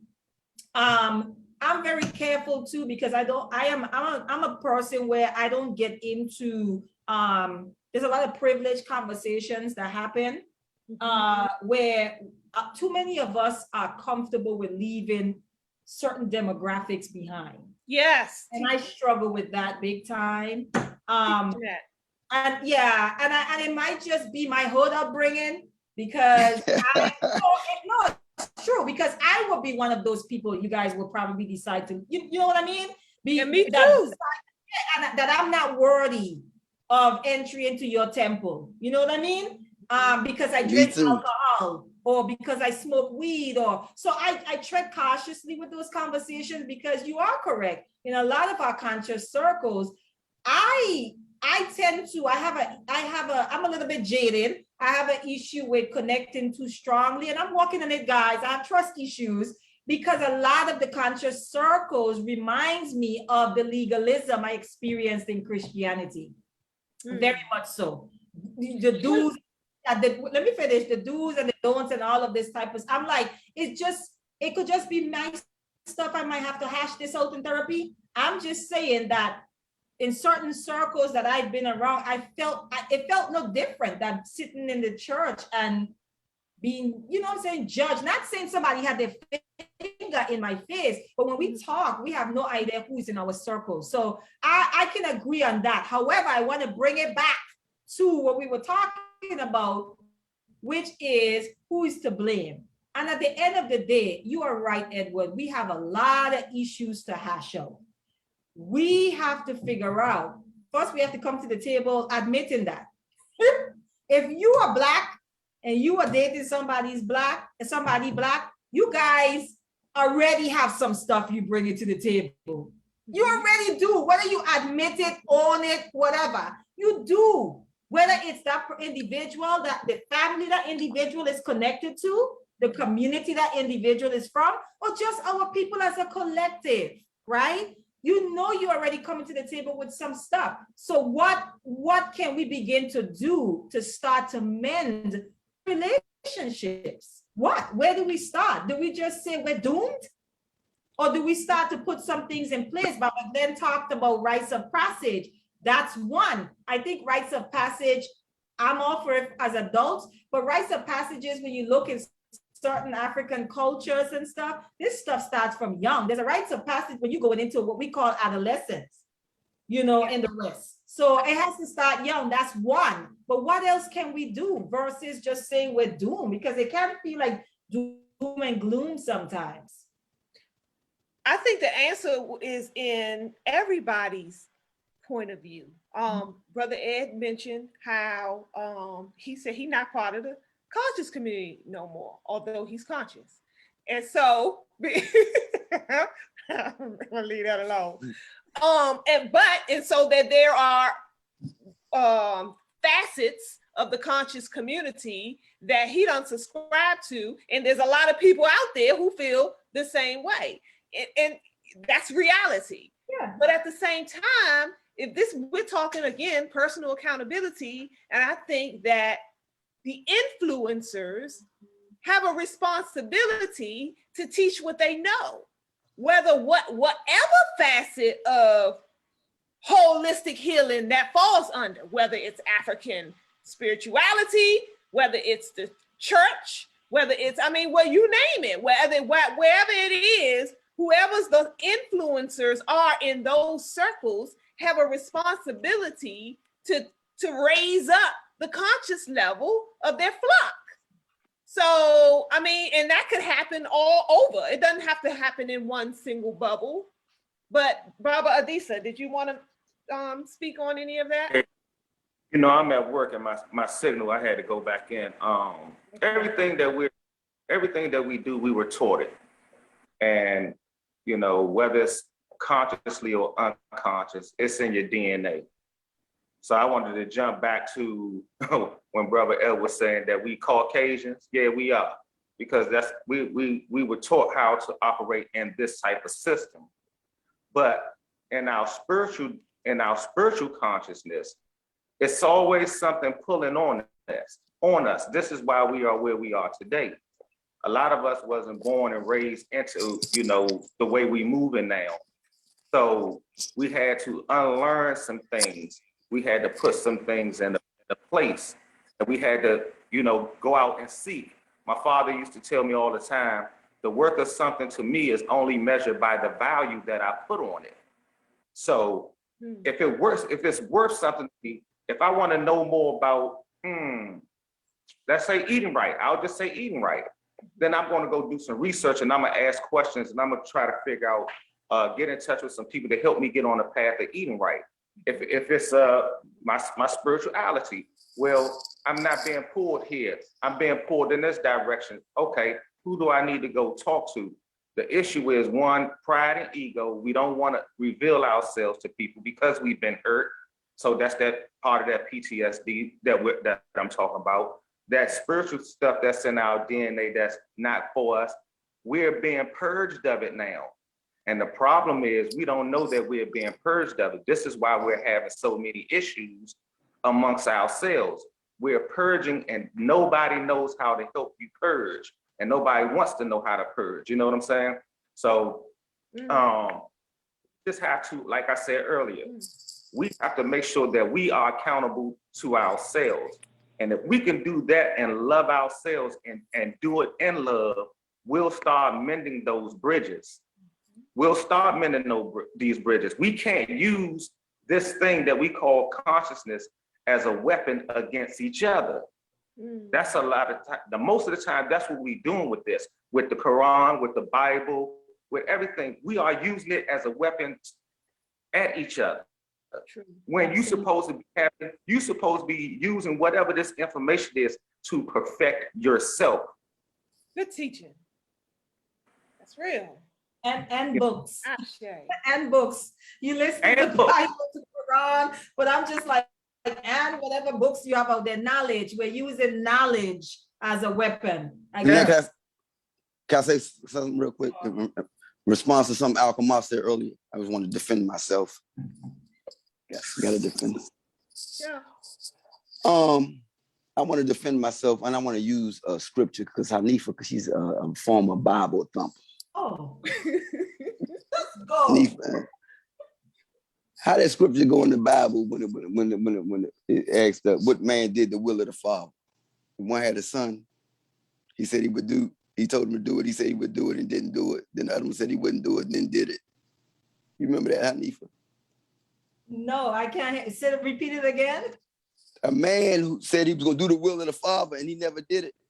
And then the other man said he wasn't going to do it, but he did it. No, I don't know that one. Okay. Well, In the conscious community, the reason why I say I'm not conscious, right? You got people, I don't know the numbers, but everybody in the conscious community allegedly or supposedly believe in the same thing. Like, if you're conscious to the point we say we against Islam, we ain't Muslims.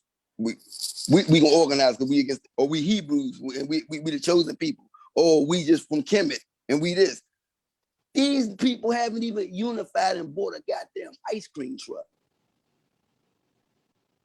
Like, you ain't, it's not one instance in America. I just saw last month, they marched through Tulsa, Oklahoma with AK-47s, Draco. It ain't one instance in Black America where you actually retaliated when one of us was killed by the police. Not one instance. Ain't two of y'all in the movement that'll sacrifice and go hard and be on CNN and yeah, I did it. Ain't not one of y'all in the movement. I'm not with nothing like that, because when I was a Negro and I was on the block and you came in my hood, I repped the hood. I went to jail for the hood. I got shot for the hood, and I put somebody in the dirt for the hood. If I'm a rep a movement like that and I'm conscious, I'm with it for real. And I just don't see the people who talk that is really with it for real. The actions, the conditions of Black America does not say we conscious. The conditions say that we are Europeans. We want to be Europeans. We happy where we at, and it's business as usual. So how does that connect to, how does that affect our relationships with each other as Black men and Black women? What you are speaking about right now, make the connection for me. Well, the connection is that we're messed up and all of us are in need of repair. All of us are damaged goods and we are in need of repair. I just like to just keep on, every time we think we arrive, I got to show you a mirror. You got a booger in your nose. That's all I do. Just show you a mirror. That's all. When you think you're looking good, no, you ain't that, you don't look that good. I show you a mirror. As Black America, we need to do better. And the last thing I want to say on this conscious piece, Alkemar, all these conscious people, where y'all at in the community? You in a meeting with all people believe like you come in the community to help us with these youngins.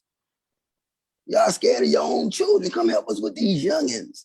Oh, you got the solution to everything. You the God, maker, the owner, cream, you everything. Come help us with these youngins. Now that's the thing. I'm working in my community. I was dealing gonna with. say, there are some people, Brother Edward, that will, I'm sure they responded in the comment section. Yeah, the brother said you've been hurt. He said, sounds like you've been hurt. You're speaking from a place of pain. You're looking at the glass half empty. But I'm working in the community every day. Yeah, but there's other people. I'm working in the community meet me there. Well, let me ask you this. Should every person be working in the community? Every Black man, yes. Every Black man, yes. Hell So yeah. what about the other places that need assistance as well, outside of every day in Black America, young Black men are being murdered every single day. Hell yeah, every Black. Did one of them brothers ask that, or did you ask that? That's Alkemar. Oh, I was about to go off. What now? He's asking, is that your question, or did that question come from the comment section? Go ahead, Baba Glenn. No, that was my question. Yeah. Oh, go ahead. I'm sorry. Go ahead, Baba Glenn. Yeah. Because I'm on. They go to work, but I actually work with the young people in the community. I used to take them and play football, talk to them. I'm buying books. I'm hosting. I ain't talking about you, Og. I know you doing good work. I ain't talking about you. No, brother. But what you're saying is, what you're saying is, I want you to go back to what you said earlier. You are being an elder right now. You working in the community, you are being an elder. And that's what we need. We need us to continue to do what it is that we are doing as an individual. And at some point, we're going to cross paths and we're going to be able to come together to make this thing bigger. I just want to say I appreciate y'all. I had to go back to work. I love y'all. And let's just keep on having these conversations and be powerful as individuals in order to make a collective. Yes. Thank you, Baba Glenn. Thank you coming so on. much. I appreciate you Y'all later. joining us. And yes, thank you for sharing. I feel like, Go ahead, Hanifa. But I go wanna- ahead, yeah, you come back here. I feel like Edward, and I need to have a totally different show because that's Edward, you are having a completely different conversation now. You do realize that? Mhm, No, mhm. Yes, you are. Yes, you No. are. And I think someone in the comment section said, he's speaking from a place of pain. It might not be the type of pain that you're imagining. As somebody that's in the streets all the time, it might not be you might be thinking like pain like a woman or something. The pain that probably Brother Edward is experiencing is feeling like our people need to be doing more than they're doing. I would say that. right. But I agree with that. And I would also agree with me. Like most of the national organizers in Black America, I know them personally. Mhm. Like most of the national big name, like I pretty much know all of the big name Black. I saw Ben Chavis today on 14th Street. He told me, "You want to take a picture?" No, I don't want to take no picture with you. Like where we are as Black people, we so messed up. There's work to do, and the work is not being done. Mhm. And I'm gonna be the person to tell you the work not being done. I'm not gonna let you sit back like you Huey P. Newton with a spear and a shotgun. Like you ain't doing no work. You're not doing no work. Our community is a witness bearer against what you're saying. I agree with everything you just said. My only pushback is that I think we have there's a small fraction of us that's doing the large percentage of the work because we're having to do the work that other people aren't doing because they taking their little crumbs off the plate I and agree they with done ran. They done ran in the mouse hole and they done left all the other hungry mice out there with nothing. So I agree with that completely. Not enough of us is doing anything. But I think we can get into a place where we feel like what we're doing in our own personal accountability and responsibility to the community takes precedence to what everybody else is doing that's doing work. And so we're saying everybody needs to be in the community. Everybody need to be the foot soldiers. Everybody need to be on the ground because that's what I'm doing. And that's where I'm at in my space. I don't agree with that because all of us need each other. Like but when I hear you say you need to be in the hood, you need to be. But what about because the hood? Let me clarify why I said that though. Because I'm gonna let you clarify. Give me 30 seconds. But I want to make a point about what about those who aren't in the hood, but are doing just as important work outside of the hood to move us forward, to push us forward. Those influencers that's in other areas of the art. Okay, let me. You know what my I'm saying? phone gonna die. I get you. Okay. Okay. That's in the hood, there is a pandemic. I ain't talking about coronavirus. There are young people in every Black community in the hood in America with guns. If you over there with your little garden, see? If you, no. I see what I ain't say it yet. Go ahead. Go ahead. I didn't even say it. You convict me. I ain't say it yet. If you're over there with your garden, if you're over there, whatever you got going over there, right here, our people are dying and need your immediate attention. They're not dying from health issues? Yes. Okay, so they don't need the but doctors. No. We talking about young people, Alphamar. Nowhere. We talking about young people because you're trying to justify it. Because you're trying to justify to keep your point. Young people. We talking about young Black boys. We talking about our future. We ain't talking about no this person right here. I'm talking about young Black boys in our community are killing each other every single day. If you goddamn you the master martial artist. You the master this, you the master Imhotep, Negro. Bring us the information, teach him something. We need you. We need you right there to teach him something. Teach him whatever you need, whatever you are master of, teach him that. Come on. That's what I'm saying. Kamronk, I'm hoping I'm pronouncing your name right. He says, And whatever he said, said no, he's before you tell me what he weaponized. said, before you tell me what he said, tell him, give me his phone number. If you're in DC, I'm trying to work with him. If you ain't trying to do that, I ain't trying to hit none of that bullshit.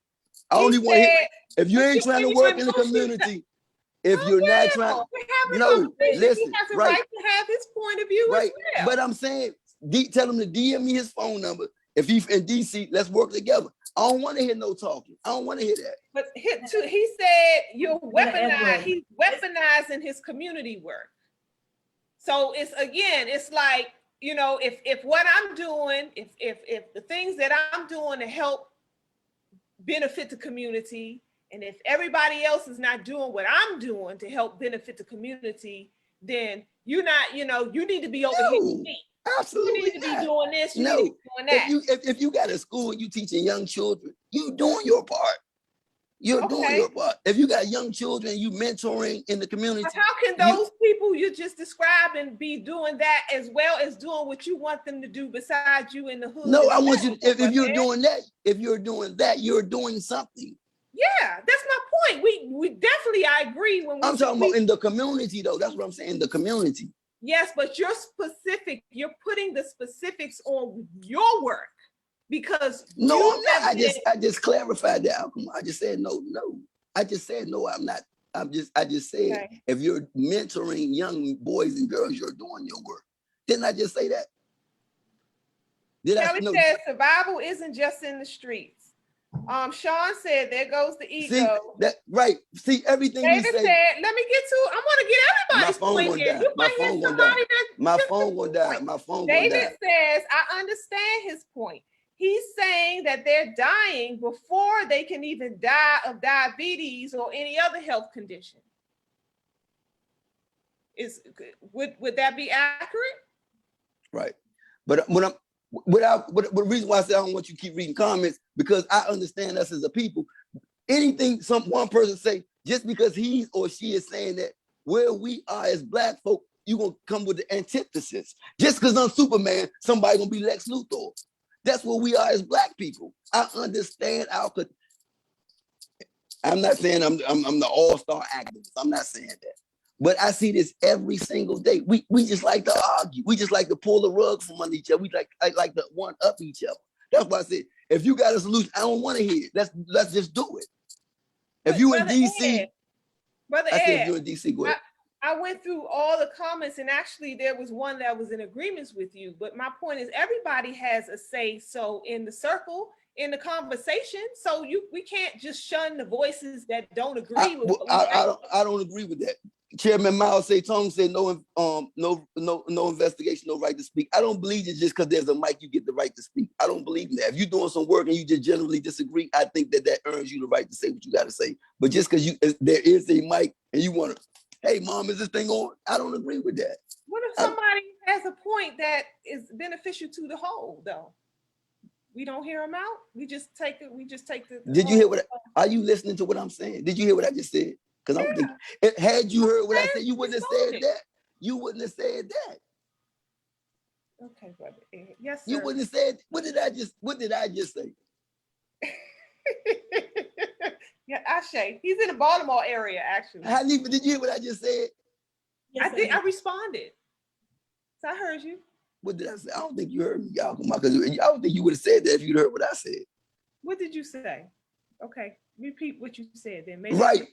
I know you ain't hear what I said. Because you just taking a position and you trying to for the people in the comments, you want to so they won't call you out the show and you represented them. You ain't even hearing me. You ain't got to just take a position. I'm saying apologies. If what they're saying. Understand what you said. Can you repeat it so I can better understand what you're saying?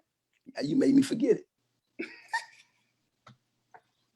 Now, if a person has something to contribute, I'm not saying we don't listen to them. I'm not saying we don't we discount them. I said no investigation, no right to speak. Just because there's a mic, you don't have the right to speak. If you have something to say, then yes, you can speak. That's what I said, Alkamar. Okay. Somebody said they love your passion. Alhamdulillah. He's saying your way is the best way. That's why we cannot unite. I'm not saying that. See, and I'm saying I'm not saying that, but you saying your way is the best way. That's why we can. You just want to be nigga mad. What It's happened? fine. Oh, he says phone went dead. Oh man. Well, that's our dear brother Ed. My brother from another mother. If he don't ever change, he gonna always be my brother. Hopefully we might be able to get, no, well, I guess we're running out of time. He said his phone was dying. Yeah, he did say that. Maybe we need a part 2 to bring him back on, honey, for like you said, to talk about I feel like we could probably bring him on to probably discuss more around activism and within our communities or the lack thereof. I think that's sort of the direction he took the conversation in. And yeah, we could do a show with him completely around that. And perhaps we could bring someone on who is actually active in their community as well outside of DC, because they do exist. And what's his name? The brother whose comments you kept reading. Yes, he is a part of Baba Imhotep them in Baltimore. Yeah. They are very active in the community in Baltimore as well. So as you were reading the comments, I was like, yeah, and I was waiting for Edward to finish so I could just say that I think when he speaks like that, even though he's not speaking to those people, it can come off as those people who are actually doing the work and are active in their community. It can come off like he's implying that they're not doing enough. You know what I mean? But there are people who are active in their communities. I say at the end of the day, just listening to all of that, it sounds like you got to catch these children before the streets do. And the only way to do that is to get our families intact. Honestly, that's the first fight. The first fight is for the family. That's it. We're talking about after the family unit have broken down. That's what Edward is speaking to. That's what he's witnessing in the street. He's witnessing the results of the family unit breakdown. And my conversation starts as far as relationships, because that is the beginning of the family unit. The Trinity, man, woman, and child. That's really what we're talking about. Right. And if we figure out how we can first get our relationships to actually work, then we could start talking about building strong, solid families, right? And then we could start eliminating that part of our culture that we're talking about, where our young men are out there gunning down each other, and women too, you know? So yeah, that's the first war. Yeah, that's the root. Now we're talking root, the root of all the causes. Because if we get the family unit like intact, as you just suggested, then Brother Ed wouldn't be bashing us upside our head about coming out in the streets and doing It starts with the individual, which is what Demetrius was also pushing, and Baba Glenn and Edward, starting with the individual. Once the individual could actually begin to take accountability for themselves, then they can connect with someone who is doing the same. Then those two people could add to that, and then we have the family, right? And then they can begin to raise that family within the confines of accountability, commitment to race, to Black people, whatever that is, you know, that he was talking about, whether it's you have a religious, whatever that is, but keeping the family unit intact so that our communities can look better. There is no community without the family unit. There is a family unit without men and women getting together. What are we really talking about? So it starts off with what we started talking about, which is the blame game and why that has to stop. Because if it don't stop, we are not going to where are we going to build families? Where are we? If we're not relating to each other, if we're writing each other off, if we're saying we don't need each other, right? Where is the family unit going to begin? Because if you want to fix your community, if you go, I went up to say to Brother Edward, I get that you're active in the community, But another way to fight that, which is what you was talking about, is there are people out there right now giving like sound counseling to Black couples. Mhm. That is a part of that fight as well. There is no community without the family. And there is no family if we can't keep our relationships together. So those people are fighting from that end, right? There are people who are out there teaching parenting classes. There are people who are out there, opening up preschool for children, family counseling, whatever that looks like. But we have to start somewhere. Edward is in the stage of what happens when the family unit breaks down. That's really what he's in the meat of that. Because we know the work he does. We're very aware of it. We know that he's in the community. I can't imagine what he's seeing. You know what I mean? So yeah. So the passion you guys are seeing from Edward is, there is some Day in, day out. Yes, exactly. There is some pain and anger involved, but it's not pain and anger like I'm not a Black woman. It's pain and anger like our community, man. Where are y'all? Where are you when I need you? Because our babies are dying out here. Yeah, I get it. I get it. And they are, and they are. He's right in the thick of it. I hear it. Yes, so, yeah. So, and he's going through it, and I can only make because that comes with trauma. And so that's another thing we haven't talked about a lot in this conversation, but the trauma of how we relate to one another and how that trauma affects that. And just like our conversation may appear, for the most part, I know me and Brother Edmund had these type of back and forths for years. So I get it. But it's like being head to head with two strong forces like that. That can lead to a lot more than just disagreeing words back and forth. It can lead to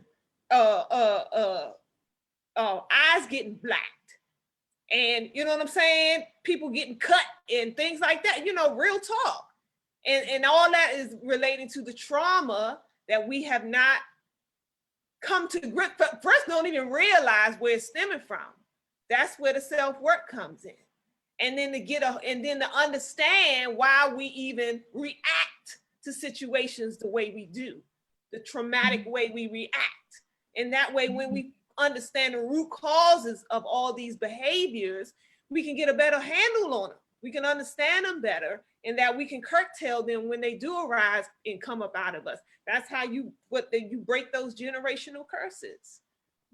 I think we gotta be careful too when we're having those conversations too. I wish Edward was still here, because I wanted to say, you gotta be very careful when you make blanket statements and those type of generalizations to where it seems like you're saying you guys are not doing enough, because what happens is you end up causing people who are not equipped,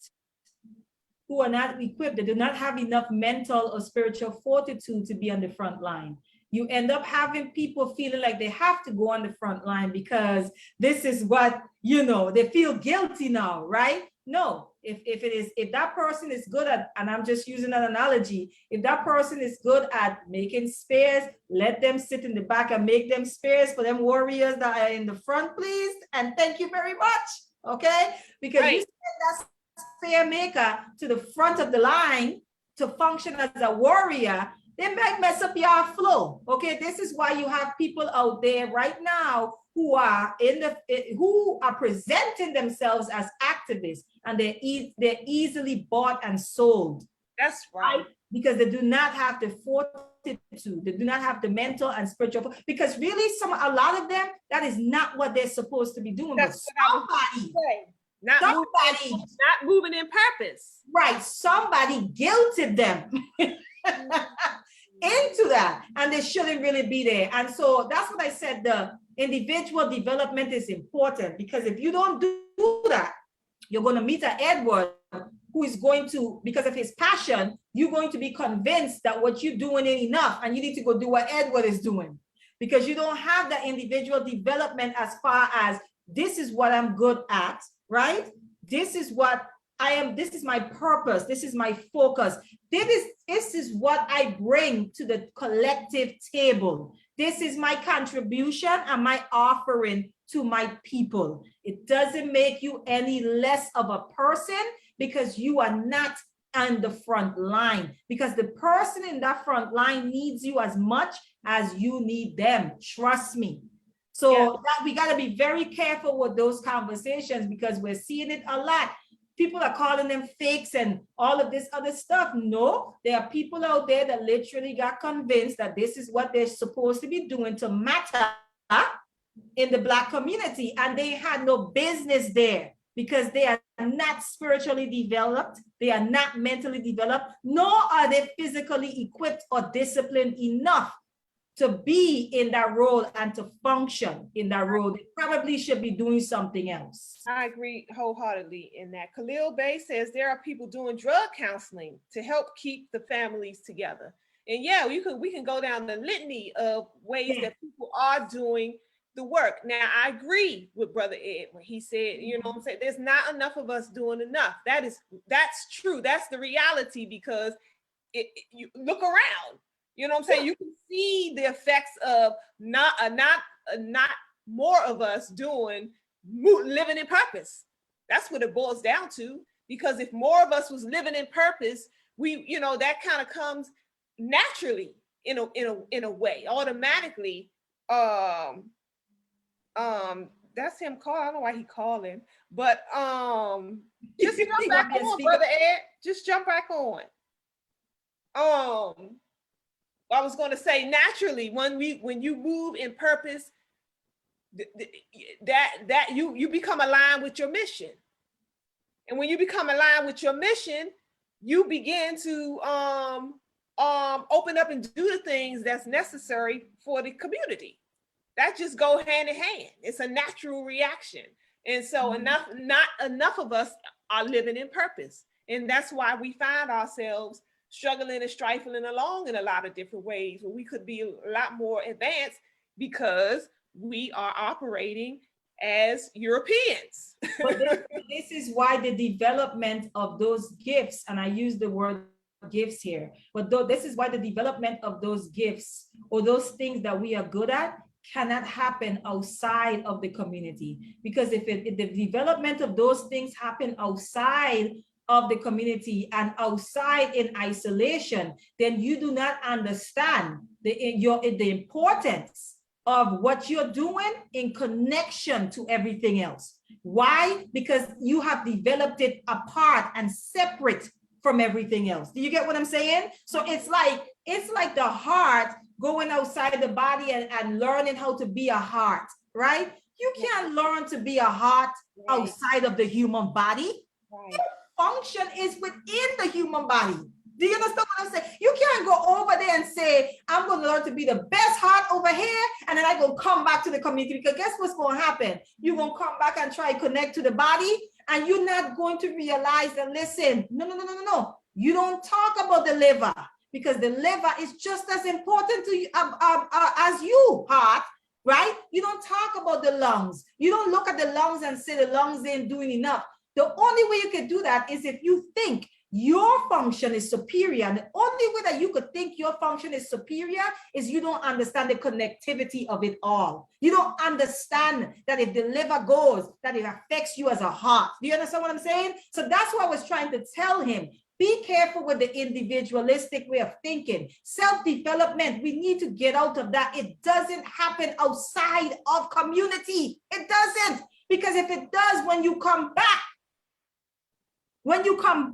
you are going to think yourself superior, because you don't understand the importance and the significance of being connected. And you also don't understand the importance of all the other functions, because you don't been in isolation where it's just you and you and you yourself and you. and you are important to yourself. Now you come back here and you think everybody should bow to you. No, self-development, everybody that listening, do not buy this baloney. Self-development, because I'm telling y'all, I was almost on that train. It cannot happen outside of community. It cannot. It cannot. Otherwise, you're not going to serve your community with your gift. You are going to want the community serve your gift.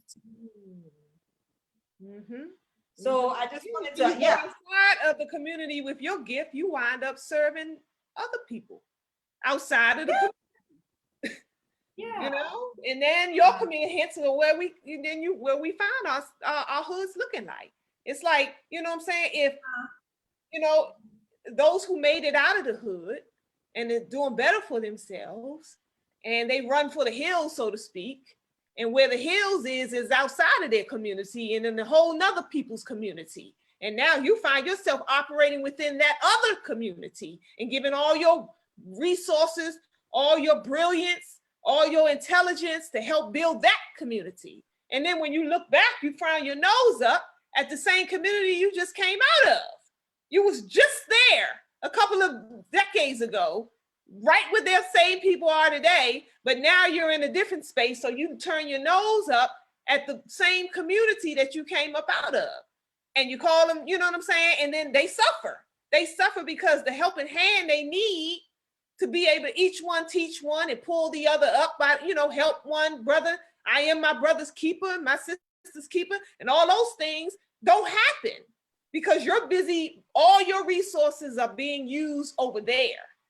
And your people are suffering the consequences of that. And then we look back and say, what's wrong with them children? That's a daggone shame. They need to act on what them parents doing over there. Well, the resources that the children needed for you to come back with and help, you know, it's not happening that way. But I also do believe that there are folks, to your point, there are folks that need to, that are doing things outside of the hood that is just as important. Yes. Just as important, but you cannot do that outside of your community, like you said. I do agree with in the beginning we talked about women. Welcome back, Brother Ed, the most passionate man on the planet right now. I can't wait till y'all give me the mic back. Yes, so I just wanted to say that I do agree with the role of the woman. I think that we are teachers, and as Black women, we don't acknowledge that enough. I think we're so focused on what the men should be doing. We're so focused on the men doing equal amount of work, what we see as work that we're doing, right? Like we have a very interesting way of measuring stuff. Like our measurement for stuff is emotion, right? It comes from the TV. Huh? Yeah, we feel, I feel this, but I think we need to mind our own business. And when I say that, I mean that our children are suffering because we are supposed to be teaching them, but we are not even learning the things that we're supposed to learn to teach our children. Right. We're not interested in them. We're not, you know what I mean? Your child cannot inherit your degree.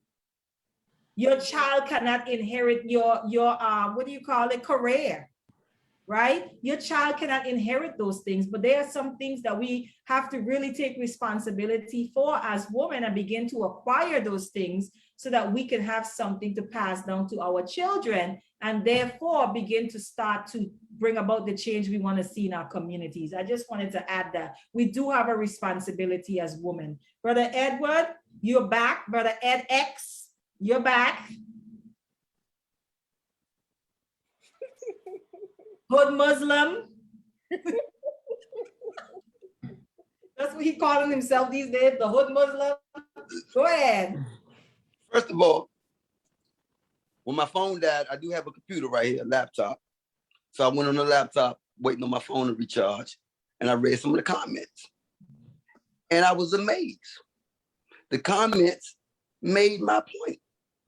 When I read the comment, I felt everything that I said previous to my phone dying. I meant it to the core of my being. I wish I could have said it with stronger passion. See, that's what one of these Negroes said on the chat room. That's what I be talking, why I'm not conscious. He said, the ancestors got him and my phone died. So my phone didn't die because I've been on a Zoom call for over 2 hours. No, that wasn't it. It wasn't because I was on the Zoom call interview for 2 hours and didn't have my phone on the charge, and that's how I died. No, because you didn't agree with what I was saying. The ancestors miraculously disconnected me. And then in the chat room, they high-fived, the spiritual metaphysical high-five. And I said, now when I said, now Alpha was just pressing me on letting people express themselves and their views being heard, but the same Negroes who you defended to allow their views to be heard, they didn't want my view heard. Brother Ed, hold up, because I think you're speaking directly to Shu. Correct me if I'm wrong. And Shu, if you want No, because you started that last time. No, it was somebody else. No, but the point is, you was defending something. You I felt like I'm on a Republican show. Y'all playing gotcha politics with Black nationalism. Yes, sir. Okay. Trying to hone in on the weakest point of an argument and highlight and accentuate that part. Because like I said, when you said, are you saying that a person that is working in the community, they're not doing their part? And I said, no, I'm not saying that. And before I was disconnected, you was making another point, and I was saying, no, I'm not saying that either. Do you remember that? Okay, what are you saying? I'm saying I'm not with the conscious community. I wasn't hurt. How was I hurt? Do you know who I am? Whoever said like hurt.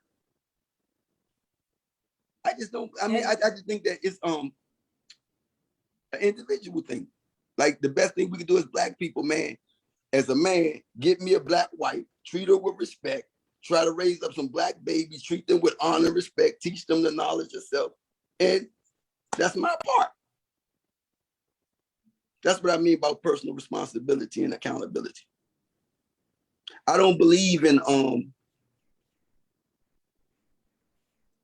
I believe in a system of us as a Black nation. I do believe in that, but we're not there. We don't agree on what we don't agree. We're gonna be Blacks at 30 to 40 million people. Are we Black, or are we Moors, or are we something else? We don't even agree. We don't agree on nothing. We can't agree on one thing. So I'm out of that. I'd rather just be an individual doing my part in my community. Stokely Carmichael's, Kwame Ture said we must join the organization. I'm a part of more than one organization. I haven't abandoned. I just got through. Let me show you what I just got to read.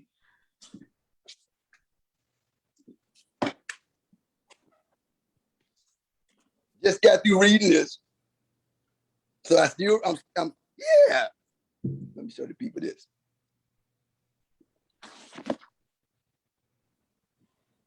We all have our part to do. We all have a role to play, but I just ain't on that rhetoric. I'm not there with that. We got a dilemma in our community, and if the conscious community is disconnected, that's why we going through this. I said something about the community, and everybody want to jump on that.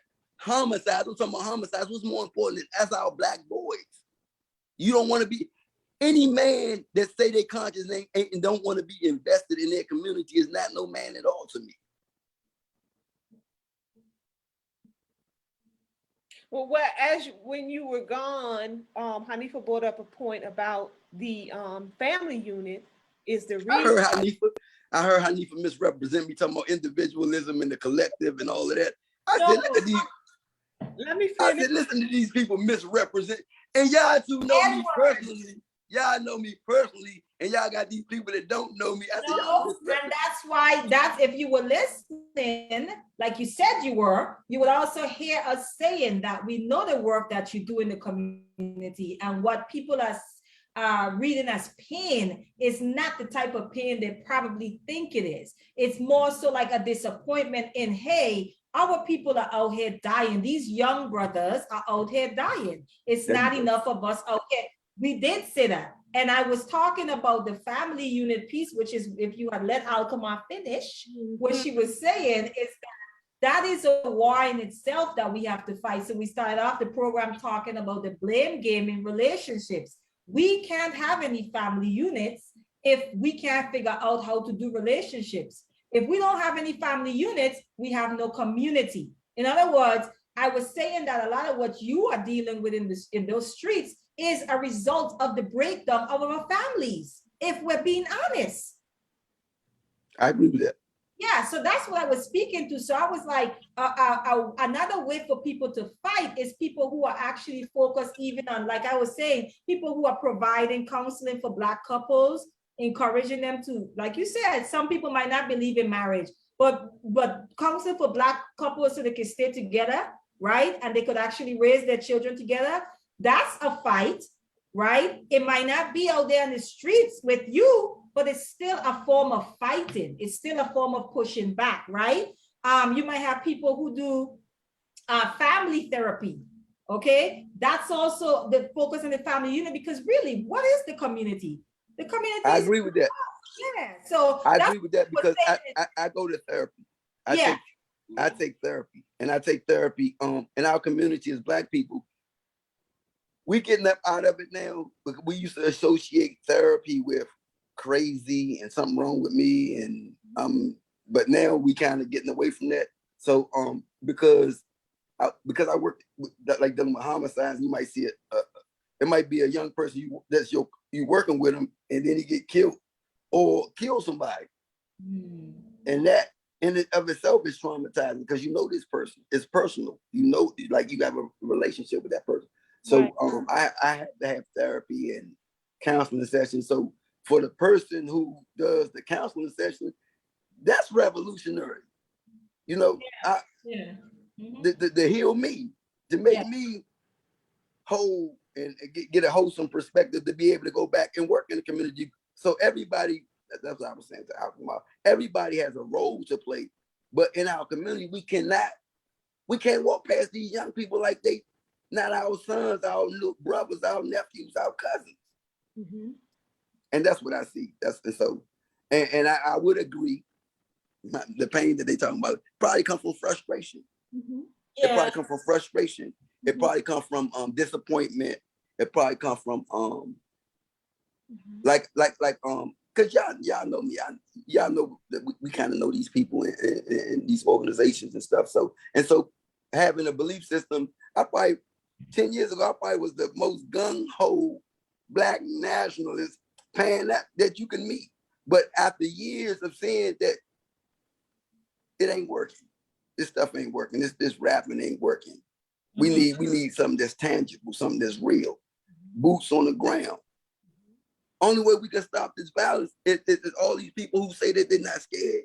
They go in the community and show them youngers, man, we ain't going for this no more. Y'all can't keep shooting our community up. But actually, you know what? I'm just gonna be honest, Edward. Listen,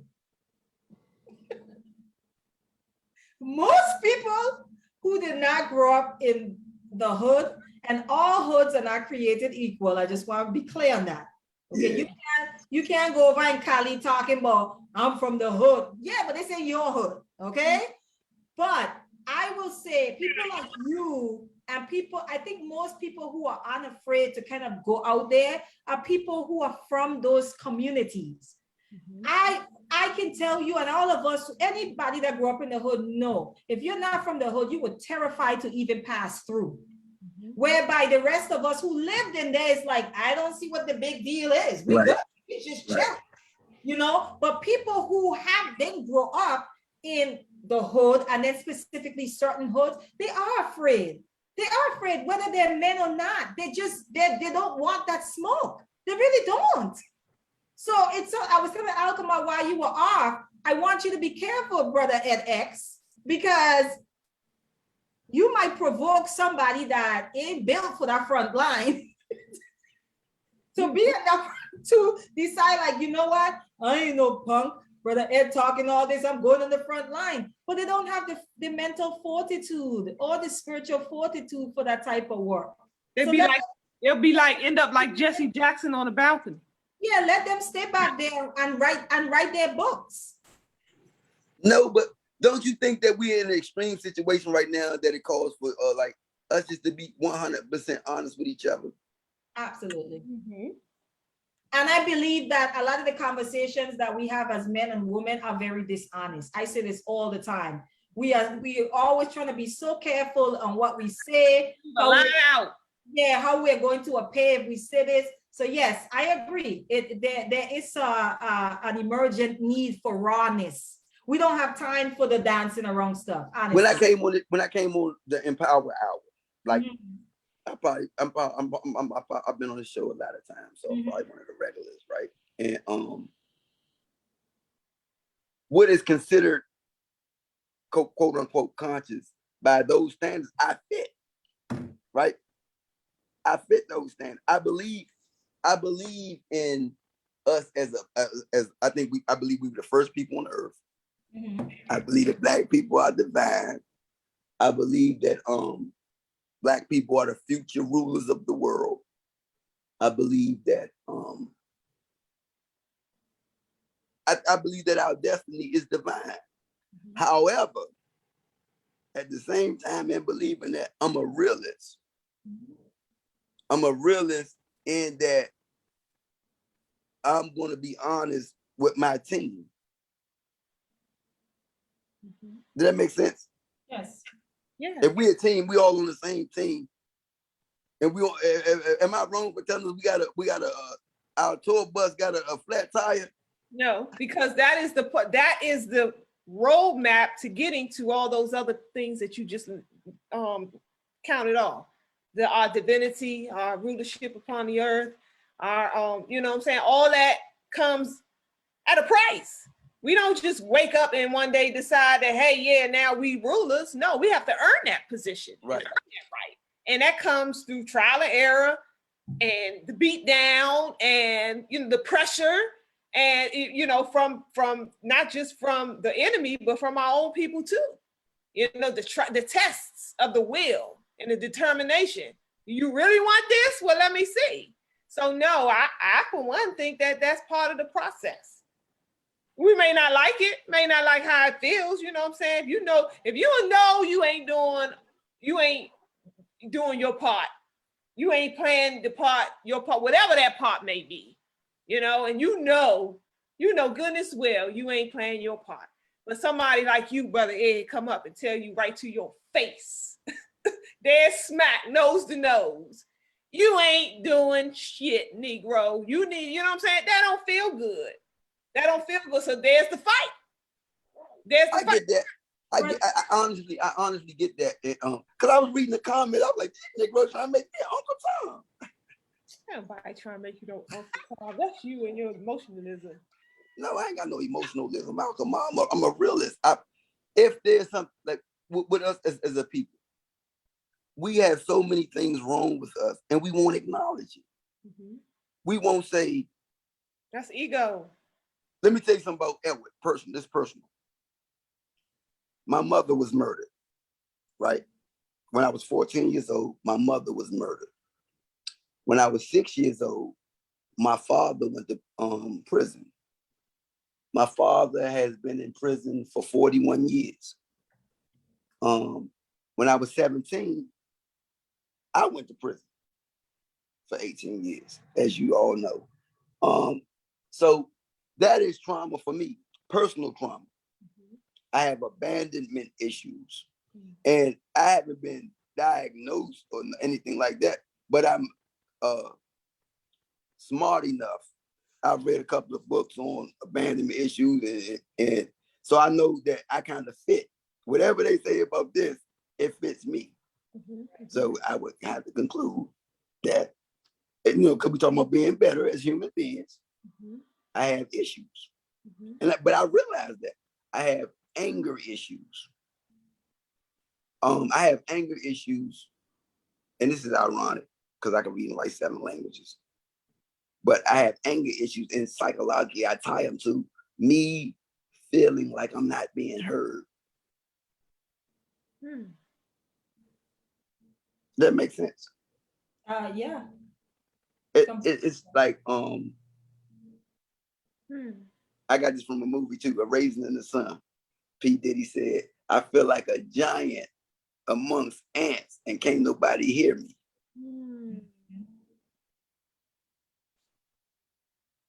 Mm-hmm. Does that make sense? Mm-hmm. Okay. So. Mm-hmm. Mhm. Well, thank you so much for opening that up. That's that. Well, one of the things about being conscious is, well, with me, I don't wear no mask. That's why I was so taken aback by the, he's in pain. Who, me? Of course I'm in pain, but I'm in pain from just living life as a Black man in America. My pain ain't different from nobody else's pain, and you definitely ain't about to give me no extra pain. Like I'm in more pain than the average person. Hell nah. But yeah, we as a people, we just need to do better. As each one of us need to strive and come up with a list of things that we can do to make ourselves and our community better. Yeah. My thing just fall into gun violence. Yeah.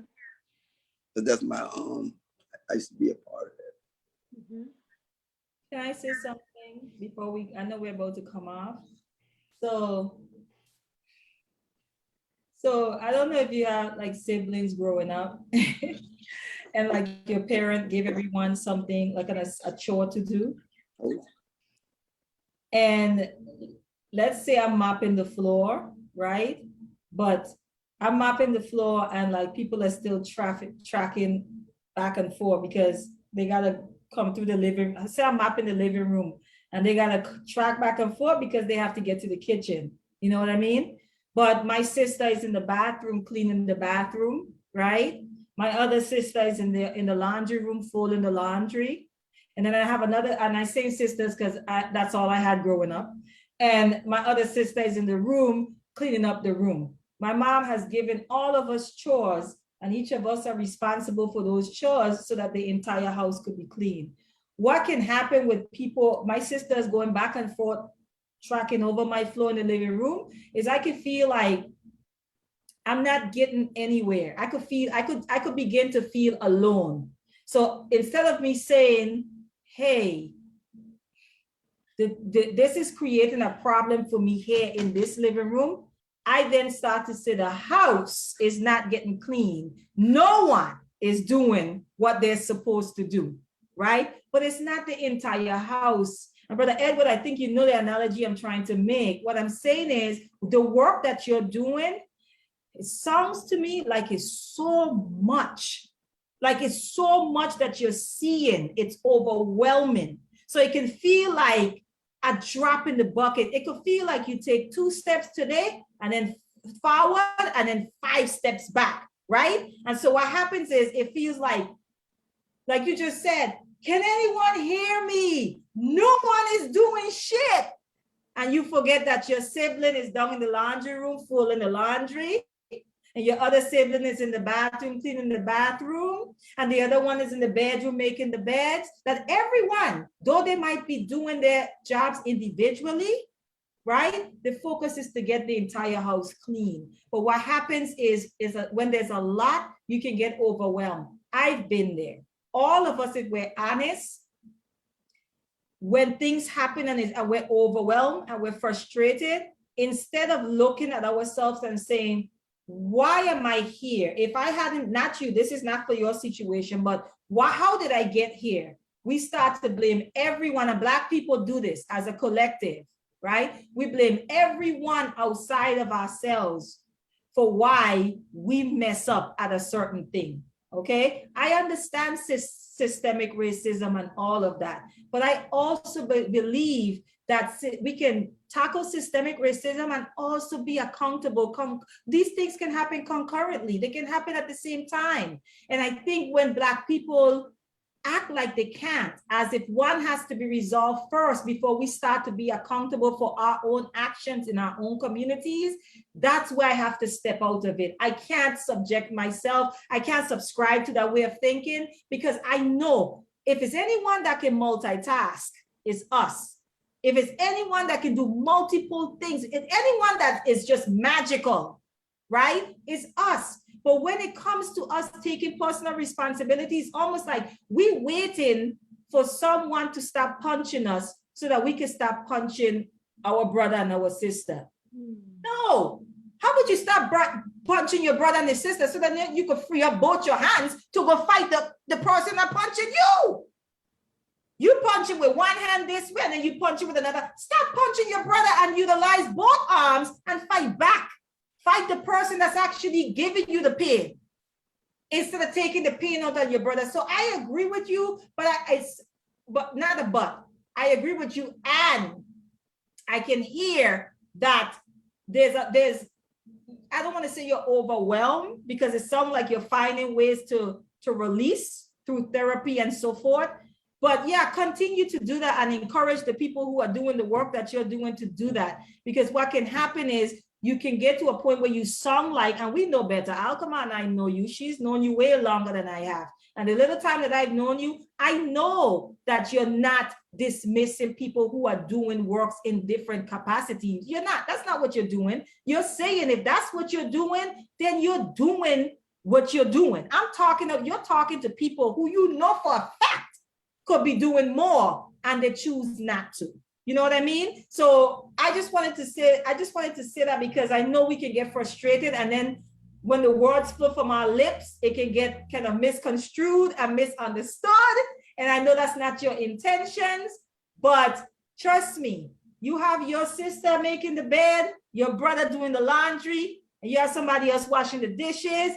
Don't count them out, because the living room is the work in the living room seems a little overwhelming. I just wanted to say that.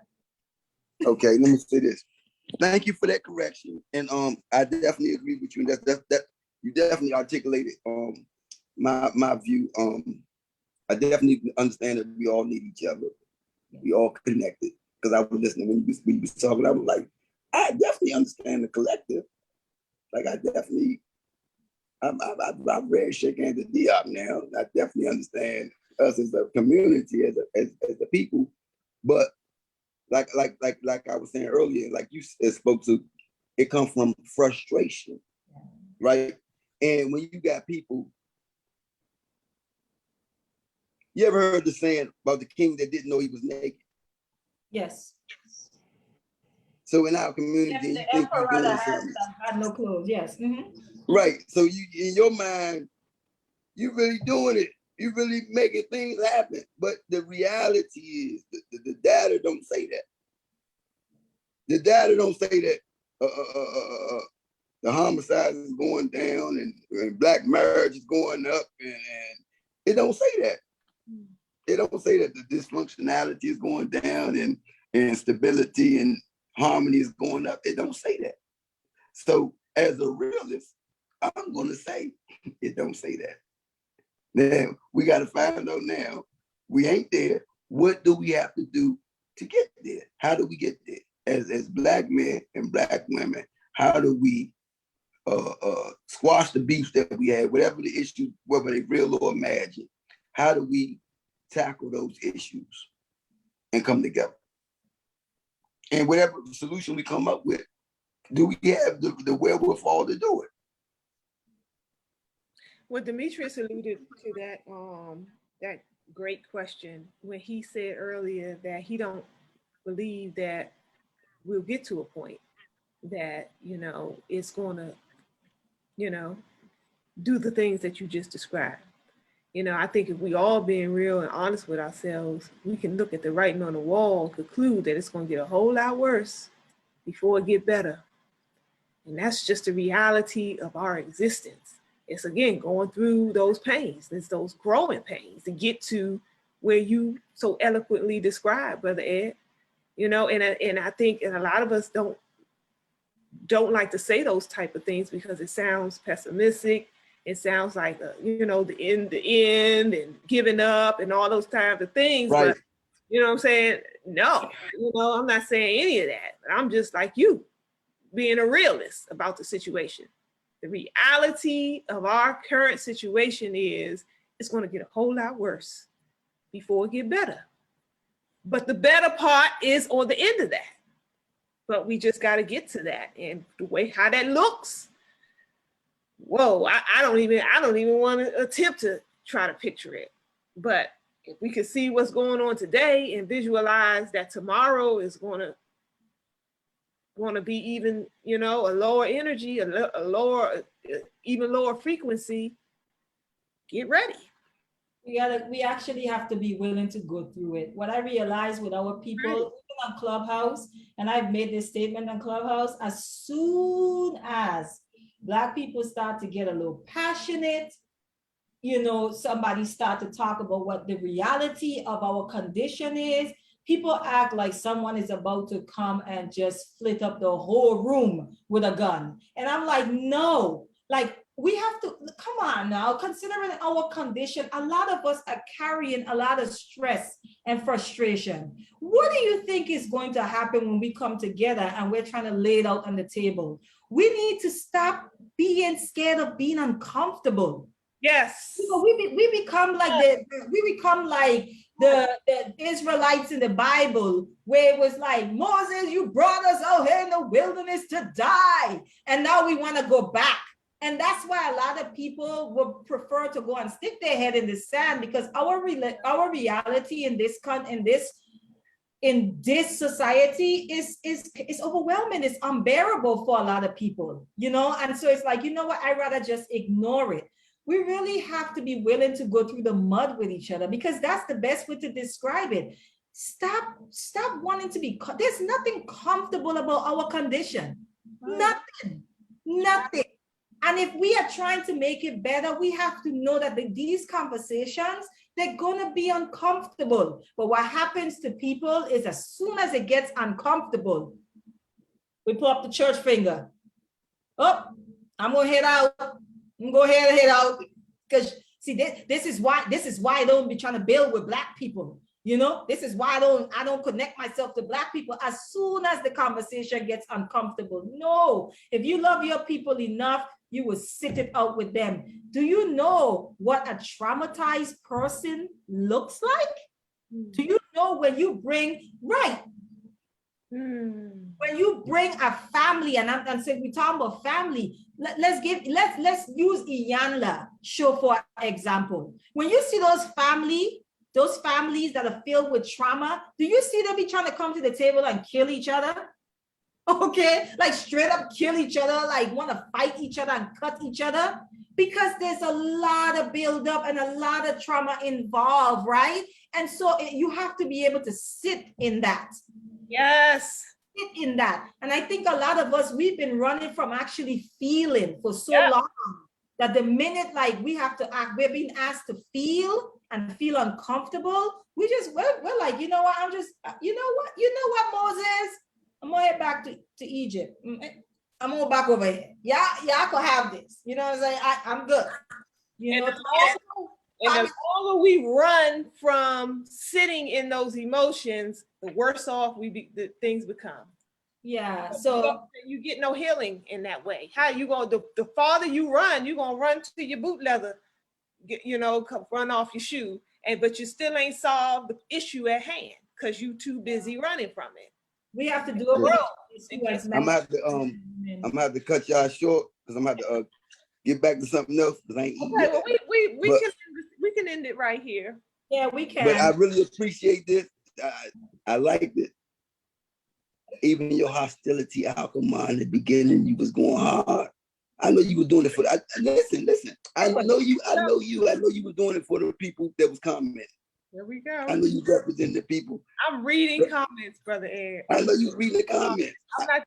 That's what I So do. when I was going hard, I wasn't going hard on you. I was going hard on the comments. Okay. Okay. I don't want you to think I'm going hard on you. I'm going hard on the comments now. I love you. I appreciate you. The balance you brought to the argument, the discussion that we was having. I appreciate you brought balance to it. And you too, Alchema, like you said the hard things, and I appreciate that. You wasn't scared to say it. And you wasn't scared to challenge me, you know, when you didn't agree with me. I like that. You wasn't scared to,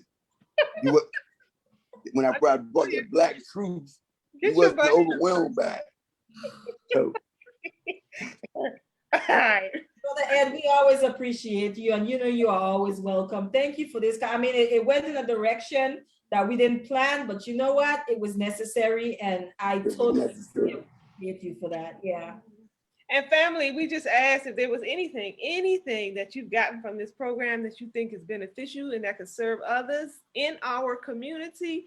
Please share the stream. That's the goal here on the Empower Hour, is to, lend us your ear and those other people that you know, and so that we can attempt to get on a one accord as it relates to how we come up out of our traumatic circumstances.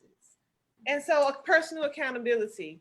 Brother Ed, he basically really went into his own personal accountability when he talked about his past life. So we thank you for that, Brother Ed. You ain't had to just like leave us like that.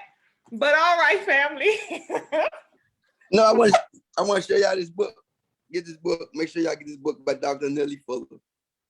What's the title? Independence Compass. Okay. Read it though. I'm sorry. Compensatory Code and System Concepts. Yes. Get this book. Ashe. I haven't read that one. All right, peace out. Take care of each other out there. Oh, next week we'll have Professor Griff. Professor Griff will be joining us next week to talk about the hip hop industry, the rap industry, and how that affects the young minds, the minds of our youth. So tune in, spread the word, let folks know, and subscribe to our channel so you can get your chime when we go live. All right, family, take care of each other out there. Peace and love. All right, peace.